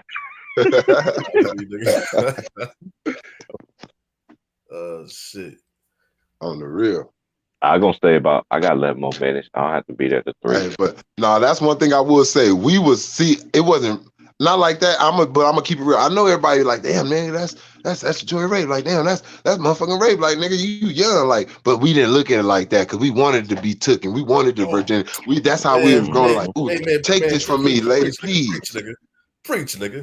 That's how it was. We was cool. Look, man, we be mad. Look, we be mad. Look, what? Hey, it's gonna be a fight in your house right now. If your mom found out anything, seen a note between you and that teacher, and your mama like, I'm going up there. That's cool. You gonna be like, you better not go up there. That's cool. My mom would have went crazy. Boy, hey, you know your mom gonna go crazy. They the one who gonna come to school talking about you raping my son and shit. Oh hell yeah. Look, hey, look, mama, you don't want to do this. Don't put me on the stand because it's gonna come out different. Did she make you do any of this? Hell no, nah, she ain't make me do nothing. I said no, I was willing. Hey, look, I came in there and was like, let's do this. Yeah. So you like Mortal Kombat when old boy was like, no, you like Mortal Kombat. You like old boy from Def Jam for Fight for New York. Let's do this. Hell yeah. I ain't scared of you motherfuckers. Hey, that one nigga that was on there though. What's that black dude name that had that chain, man? That old school nigga. That nigga was cold in that bitch. I forgot. Damn. Run, bitch. Run, bitch, run. Oh yeah, scary movie. Hey man, look, I ain't fucking with Marlon Wayans no more. I just thought about that though. I can't fuck with this nigga too right. I just thought about no. Hey Will, you sound like you know why I'm about to say it too, Will. Yeah, look, I watched that fucking movie, man. That nigga made, man, with that like that ghost shit. Yeah, this nigga in that movie fucking the shit out of the dog, man. On some other shit. I said, you know what? I said, this nigga, hey, T Price, you know what it was? They made him embarrass himself in front of the world. Like, you gonna do this on this movie, nigga. And a lot of people gonna see this movie. And I'm talking about this nigga asshole. I lost so much respect for that nigga when he did that. Said, oh, hell no, I didn't like how that nigga was getting portrayed in the Wayans brothers. They made Sean get all the pussy. But Sean was the one kissing on the boy in the movies and shit. Cut this shit out, bro. Facts, man. Yeah, Sean was getting all the girls. I said, man, hey, I couldn't do it. I said this shit, and it just kept popping up like that, bro. He arguing with her. He like, bitch, I hate you, bitch. I hate you, bitch. And then the next thing you know, this nigga standing up in front of he's standing up in front of this motherfucker, getting head and shit. I said, oh, no. Bitch. I can't fuck with these Wayne brothers. They going too far. Too many years I done paid the price. No, I I'm on the grind for you. I shout out to Zero, man. Actually, finally listen to Zero, man. I ain't tell you though, but I listened to a few songs, man. Like he nice, man. He nice. Okay, hold on. Hold on. Okay. When you say a few, Wills, what's a few in your New York? You know, y'all New York brothers, y'all gotta.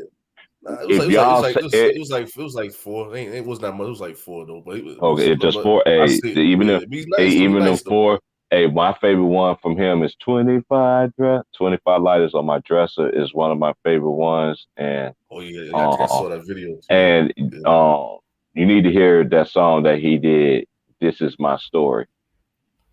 This is my story, G. Oh, what a wonderful life.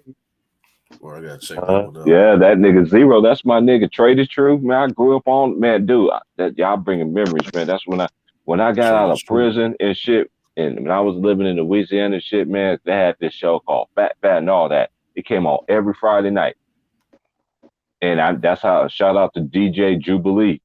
DJ Jubilee, man, he's had this song back in the day, Bustin' Legs Wide Open. Them girls was on that flow, Trey. And Wilson, if you didn't know what the hell you was doing, and then if you didn't know what to do. Wide Open, huh? Yeah, that was the song. Shout out to DJ Legs Jubilee, man. Okay. You can look him up on Hey, niggas think I'm lying. Look him up on YouTube if y'all think I'm lying, man. Yeah, I'll check it out. I grew up in that era, man. I grew up at that time, man. I know, man, because this is what they used to do on Fat and all of that. The first hour, they're just showing them but Louisiana artists, Texas artists. That's how I end up finding. I already knew about DJ Screw because I was the only one in my high school listening to Screw. Niggas was looking at me like, how you can listen to the slow ass shit? I was like, man, what the fuck? Nigga, how you lived in Kansas your whole life? Yeah. You need to leave out of it. And Richard, there's other music than this because I wasn't listening to Nelly and all them boys. Back then, St. Lunatics, the only one I liked it. All my homies, we liked it. All my homies, we liked it. The same niggas was Ali and Murphy Lee. Them niggas right there, man. We got love from them niggas, man. And Murphy Lee, nice, yeah. Murphy made a Air Force One, still one of the tightest songs though. Back then, bro. That was 20 years ago. Can you believe that shit? That shit was 20 years, nigga. Every Tuesday.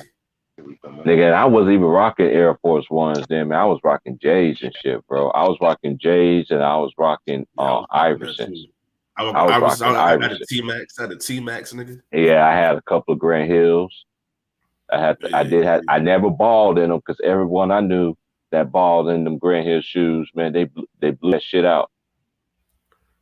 I used to have the Jerry Stackhouse when I was 9. When I was in 4th grade, they got the Jerry Stackhouse. But let's just keep it real. Every star in the NBA back then, even you was an all-star, Jumpman shoes, bro. If you was a star, an all-star, multiple all-star, you had your own Jumpman shoes. Niggas don't even remember that shit. Y'all acting like I'm just educating the new generation. Dude, they've been doing this shit, bro. That's some real shit. They've been doing this shit, bro. This shit don't just start with y'all, man. And the same players that y'all like to disrespect, they the ones that's even benefit for these players to even have these contracts and have these. You got players back then. They made more off their shoe deal than they did in their NBA career. Hey, that's Jordan for sure. Hey, you remember? Look, hey, Jordan. It was so cold, right? You know how niggas have a superstar teammate on a team these days. You got to go buy his shoe design. Like you got to go buy his shoe if you want to support him. Jordan specifically had Team Jordans, nigga. I remember. Hell yeah. You ain't gonna be out here with Jordan was like, nigga, you ain't gonna be out here with these on, but I got some Team J's for y'all niggas though. Hey Trey, if it's anything I ever want to tell you, you need to get 2 pairs of these. And you got to get the Allen Iverson shit to go with it, because I know that's your skilo. That's what I got. When I wear the Iversons, you need to get the Jordans when Iverson wear them 2 years he was at Georgetown. At Georgetown, where they wore both of them years. You gonna be like, ooh, T-Price, these shoes match with everything I basically put on. They like that. And they're so comfortable. And it's actually a good basketball shoe. You can have one pair to ball in. And then you can just have one you can just put up. Yeah, facts, man. I know you want to come out of retirement and let these niggas know what's going on that court, bro. Because the niggas they already talking to me already. Like T Price, it's the summer. Like nigga, you know where I be. You know where I be. Man. I ain't gonna lie. Hey, and I be so upset, man. I'm like, man, y'all know I'm at work, bro. I still ball, bro. I know you do.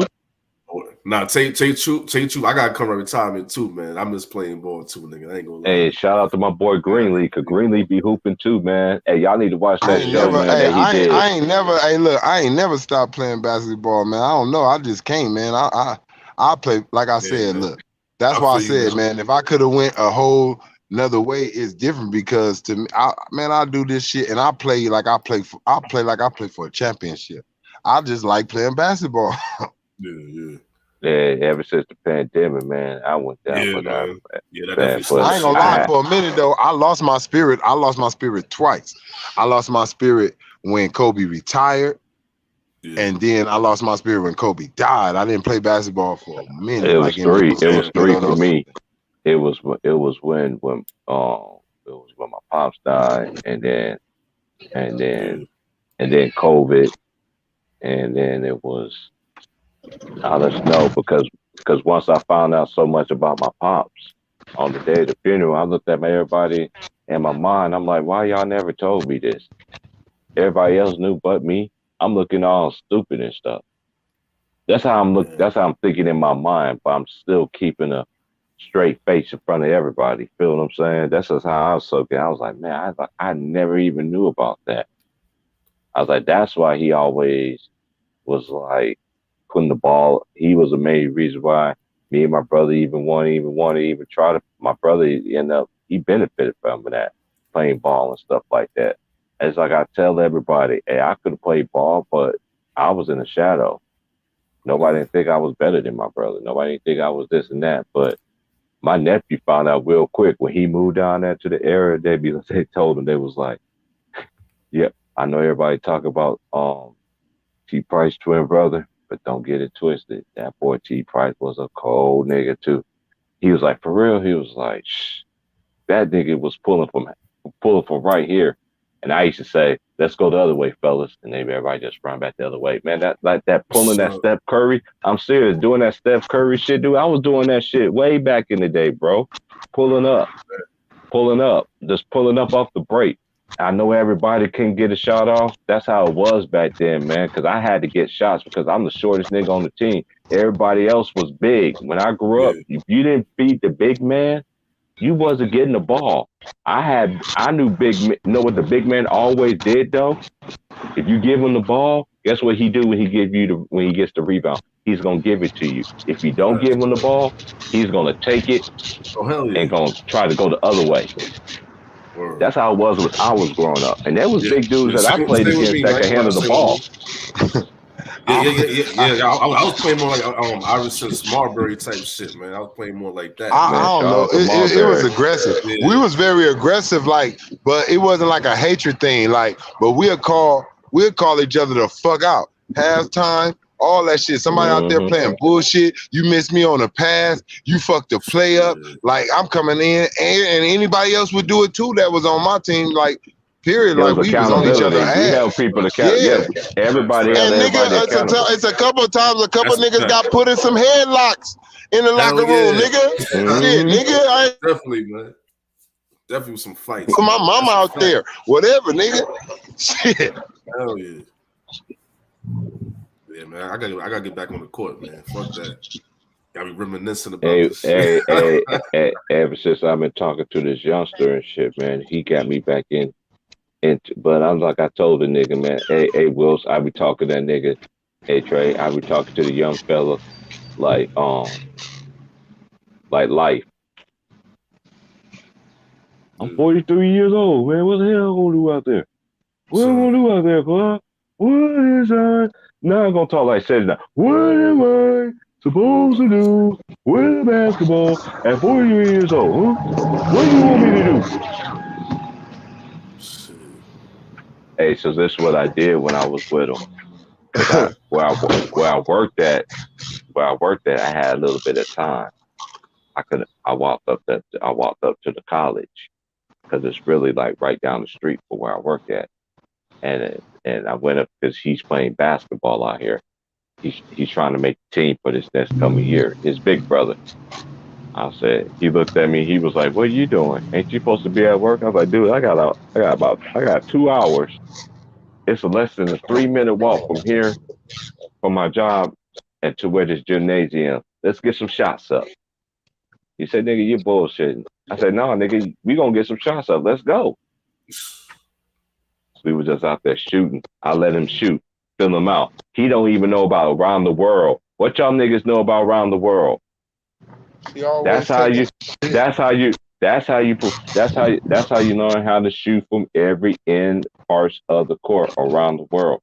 But we played Around the World. We went all the way around, and even we started off on the key to the 3-point line, and we did know what the last shot was at the end of Around the World. How I was taught, the half court shot.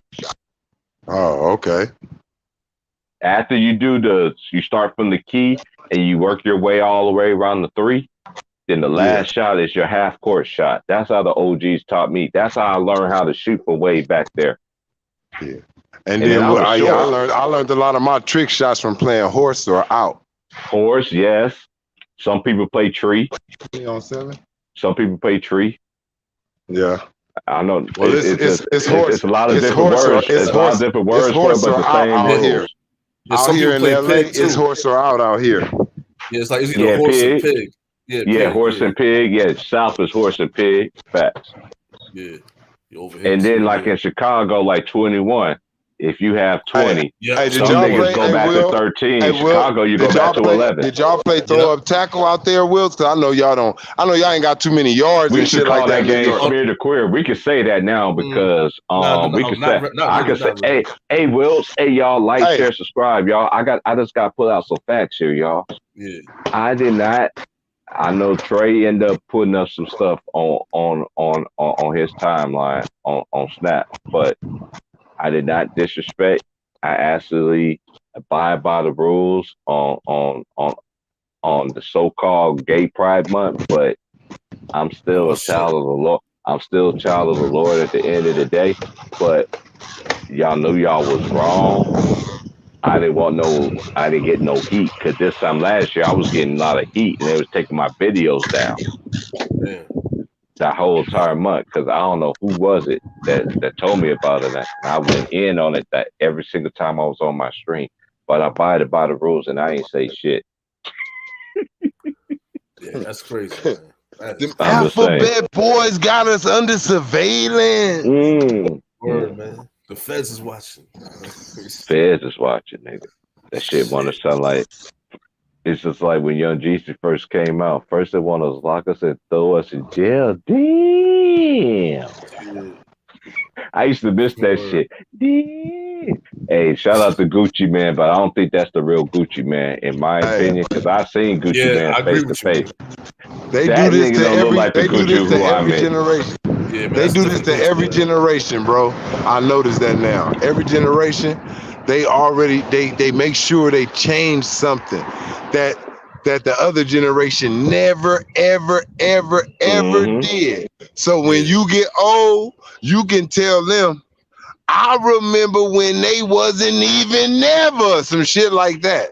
Oh, hey, y'all. We about to go back and I'm about to take y'all way back. I'm gonna stay on a little bit longer because I forgot. I only got a 6-minute drive to work. But anyway, I'm gonna go way back. Back in the days when I was young, I'm not a kid anymore. But some days I guess I wish I was a kid again. Back in the days, I wish I was a kid. Hey man, why you have to say something? Maybe mess up. Now you got maybe. Now Will, hold on. Hey, I'm just fucking with you. Hey Will, you know I'm fucking with you. I'm fucking with you. That's like me playing on the guitar singing this song. Back in the days when I was young and I was kidding anymore, but someday I guess I wish I was a kid. And I remember way back when. Back in the day. Back in the day. T Bryce. Hey, T Bryce, you remember when you ain't have to do nothing but have hey, look, you remember when you ain't have to do nothing but have 5 on it? I got 5 on it. Smoking that Indo. Hey, but you respect that nigga. Hey, a nigga walk up and smell that chronic. A nigga smell that chronic in the air. Nigga be like, I got 5 on it. Hey, I can't go. I'm already high. So by the time I get to work, I'm still gonna be geeked up because it's the 4th of July. So everybody out here getting a party on. I want everybody to be safe and everything like that. Like please do, man. Like, share, subscribe, man. We still cooking, y'all. I'm gonna cook with y'all a little bit longer, man. To 2:00, man. I'm out, man.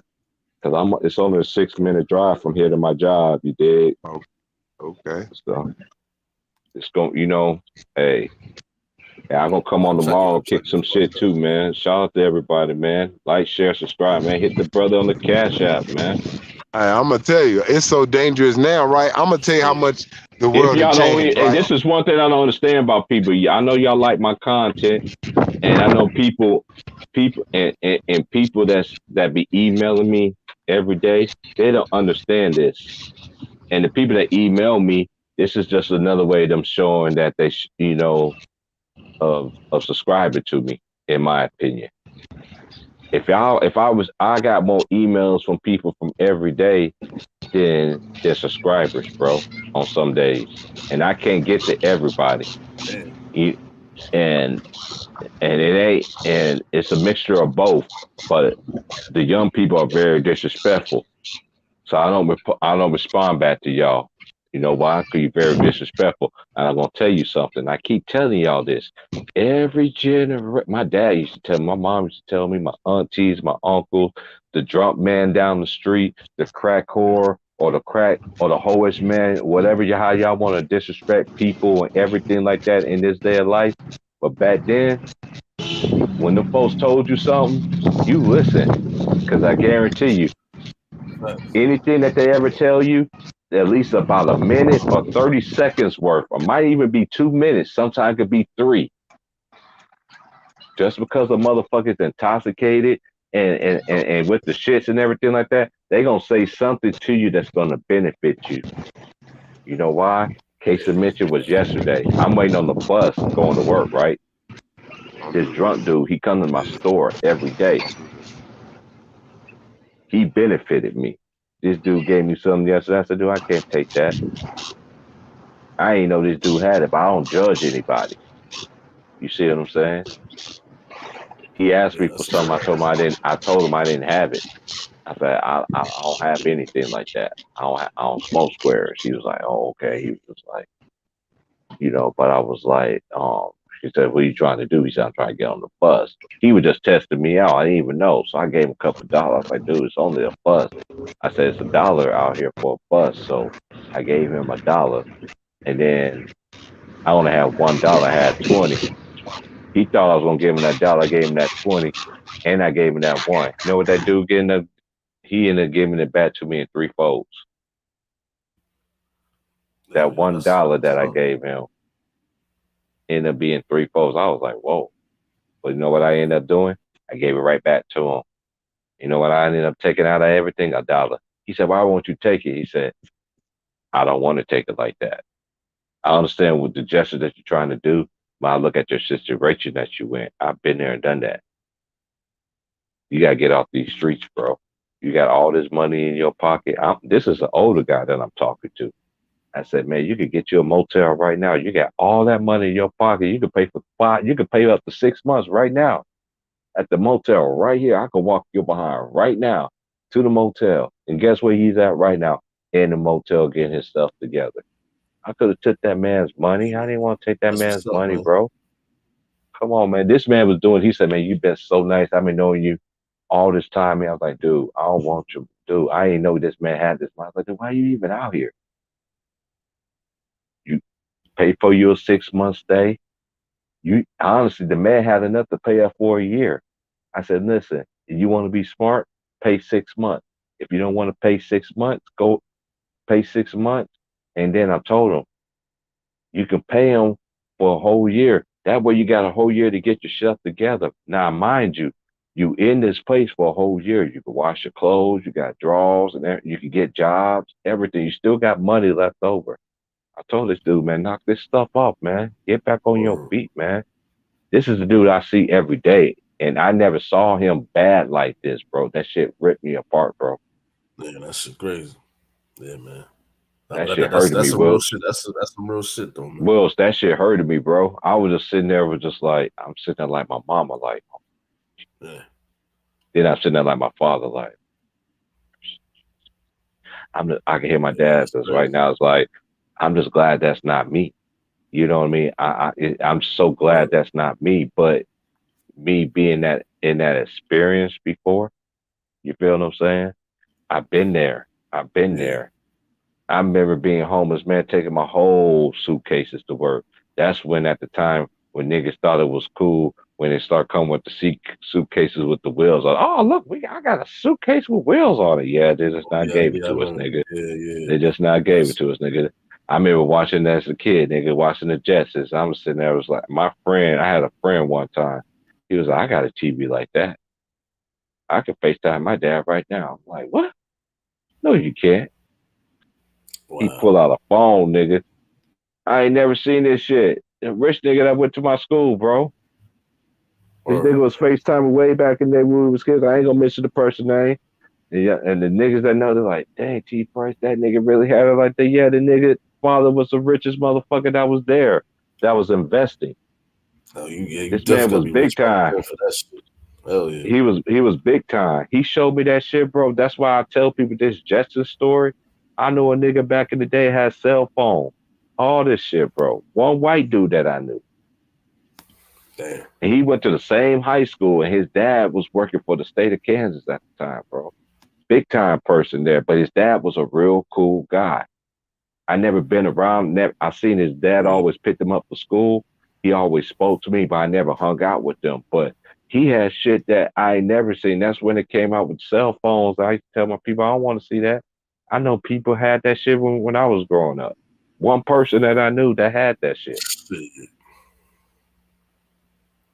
Damn, that Justice show was real, man. They was putting in your face that shit was already here. Then they passed it down to y'all, and then they passed it down to us like that shit, like the shit just came out of nowhere. That's like me sitting there playing the guitar like this nigga on the screen.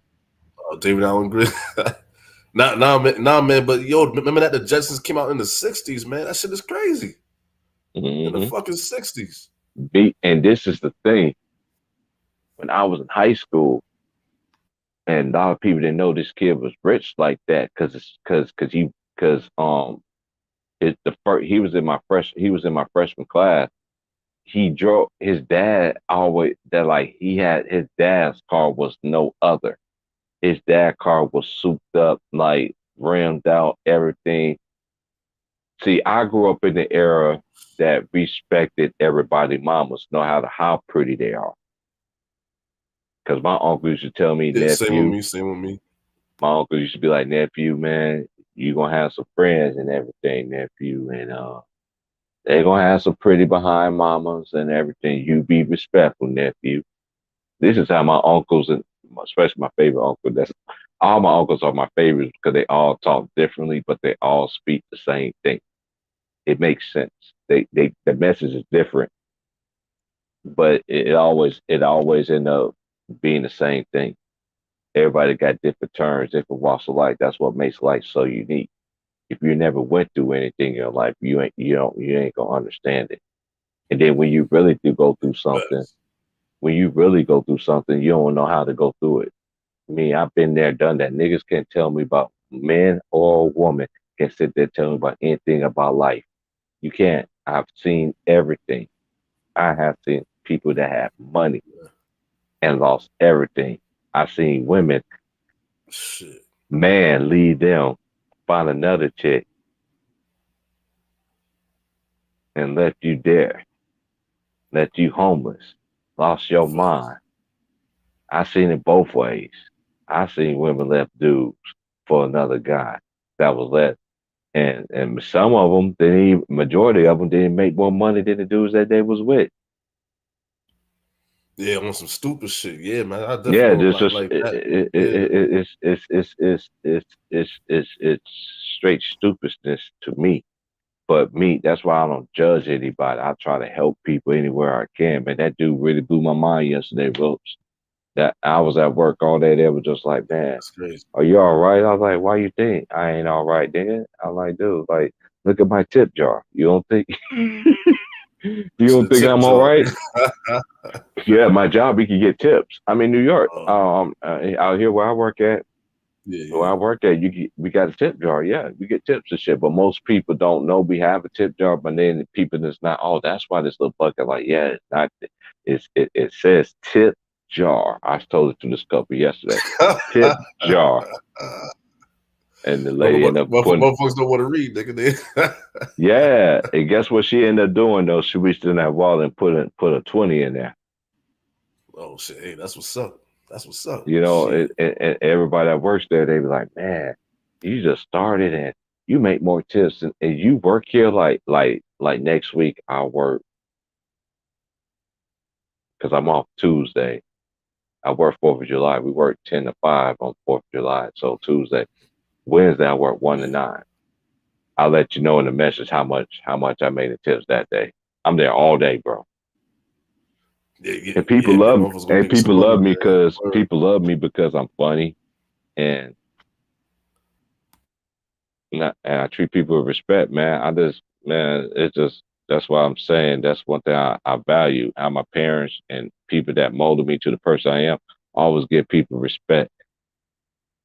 But there's some people that you deal with, they smell bad. And you ought to be like, man, that can't be me out here smelling like that, bro. Like for real, man. I'm a grown ass man, dog. Even when I was in my bag, that's why when I was homeless and shit, and I used to, when I was in Michigan and shit, going to work with all my shit, I was staying at the shelter and shit. But at the shelter, you couldn't keep all your shit there. And the homie looked at me for 2 weeks. The day we got paid, she came up to me. She was my manager, lady. She was like, boy, what's going on with you? Every time I see you, you got clothes and stuff like that, man. Like, what's going on? And I see you going by because where the shelter was in Michigan was right by McDonald's, where the bus was right between McDonald's. And then the Mission was on the right side, McDonald's on the left side. I was like, yeah. I was like, I got off the bus and she said, I swear I saw you. I was like, yeah, I stay at the shelter. She was like, boy, I did not know that. She said, Terrence, quit playing with me. I was like, why I gotta lie for? She was like, you just dressed too nice, too everything. She said, you is not staying. I was like, yeah. I was like, yeah, I got into it with somebody that, and this is one thing about people, man. When you get your own stuff, man, nobody can tell you what to do, man. I always stay with folks that I always stay with folks that you can play your part and you still get put out compared to a nigga that ain't paying no bills in that bitch. And that's facts. Why? Because they keep the messiness and drama. Yeah, man. I was there, especially my ex, man. Like, man, I was so happy. I was so happy I got away from that shit. I had to learn from that shit. Got my own shit back, man. Yeah, man. Like, niggas need to get smacked in the head by Homie the Clown right quick. Homie don't play that. They don't know nothing about that shit, man. Them shirts, the Bart Simpson, the black Bart Simpson shirts. That nigga had niggas coming out. That nigga had niggas coming outside hiding socks in their pants and shorts and all that just so they can smack. And look, yeah, you may fight a couple homies, but some niggas you not. You can smack them once they say something stupid. You be like, what? Pop! Homie, nigga, about 4-5 socks balled up in that motherfucker. Got that sound big as fuck. Nigga, I'm about to whap the shit out there. I remember that shit. Hey, y'all, we about to get up out of here. We about to do the last. Yeah. I'm gonna give everybody last little words on here, man. Everybody got a good 2-3 minutes, man. Cause like I said, I ain't getting off. I'm getting off here in about 5 minutes, man. 5 minutes exactly. So everybody go ahead and get that last little words, man. I'll come back and chop it up with y'all tomorrow because I'm off. Oh, I'm good, bro. You ain't got no last words, man. You know how we do. If hey, Wills, you gotta tell these niggas start raising their hands right here when they start speaking us on other platforms, man. So don't be coming up there with that craziness and all this. And it was crazy because I came on Ticker shit late. Didn't know Ticker was even on. You know how they do niggas on the notifications and shit. But anyway, I came on there earlier and they were just berating Aiden. And dude was like, and one of the homies, I know his voice on there, but he's really cool. You know, I don't know. I just don't know who he is because he knew to me, if you understand what I'm saying. But he was cool. He was like, man, he just sat there and made shit sound like, dude, Aiden is not a scrub, y'all. But y'all really think Aiden that's really a scrub? Y'all can call him soft. I keep telling y'all, if he gets to that right team that will give him that ball every time he play Phoenix, every team, and look, he ain't gonna be the first player to do that. Dude, I've seen a lot of NBA teams give up on players. And every time that player play that team, he give it to him. Every single time. So that's a fact. That's a fact, man. They need to stop sleeping on that nigga, man. Yeah, I understand what people see, and they talking about these players soft. Dude, he ain't like Lamar Odom. Nah. He's a big man that you need in this league, but you know how they be. All right, y'all, we about to get out of here. Like, share, subscribe. I'm about to get out of here, man. I gotta go to work. Here in a bit. About to get dressed, get my day going. Like, share, subscribe, y'all. And again, facts, man. I'm like my boy Homie the Clown. Cheap price, don't play that. All right, Wills, hey, Wills, hey, what you thought about the shit that I sent you, man? Your pussy stay. Your pussy stay. Your pussy stay. I know you want to send that shit. That nigga said, feminine wash. That nigga got the, I was like, oh my God. I was like, if niggas send this to girls that really had this, they'll be so messed up right now, bro. Oh, hell yeah. That's a fact, man. All right, man. I'm going to holler at y'all later, man. Yeah. What you was gonna say? I'll let you finish. What you was gonna say? No. I was gonna throw this in. I want to have a new, have some new streams on my, right now I got 3 channels now, man. But I want to have some new streams, like this weekend, man. So so definitely check that out, man. All right, like, share, subscribe, man. As me and my boy Wilts, and he's the founder of it because he's the one that said it, and I'm the and I'm the assistant co-pastor on the raise your hand thing because y'all niggas gotta start raise your hand when y'all talk to us, man. Facts. It's just jokes, y'all. Don't get y'all panties in the bunch. It's just jokes, nigga. It's just jokes. Word. All right, like, share, subscribe, y'all. Hey, man, I'll holler at y'all later, man. Peace. I'll be on in the morning. Peace.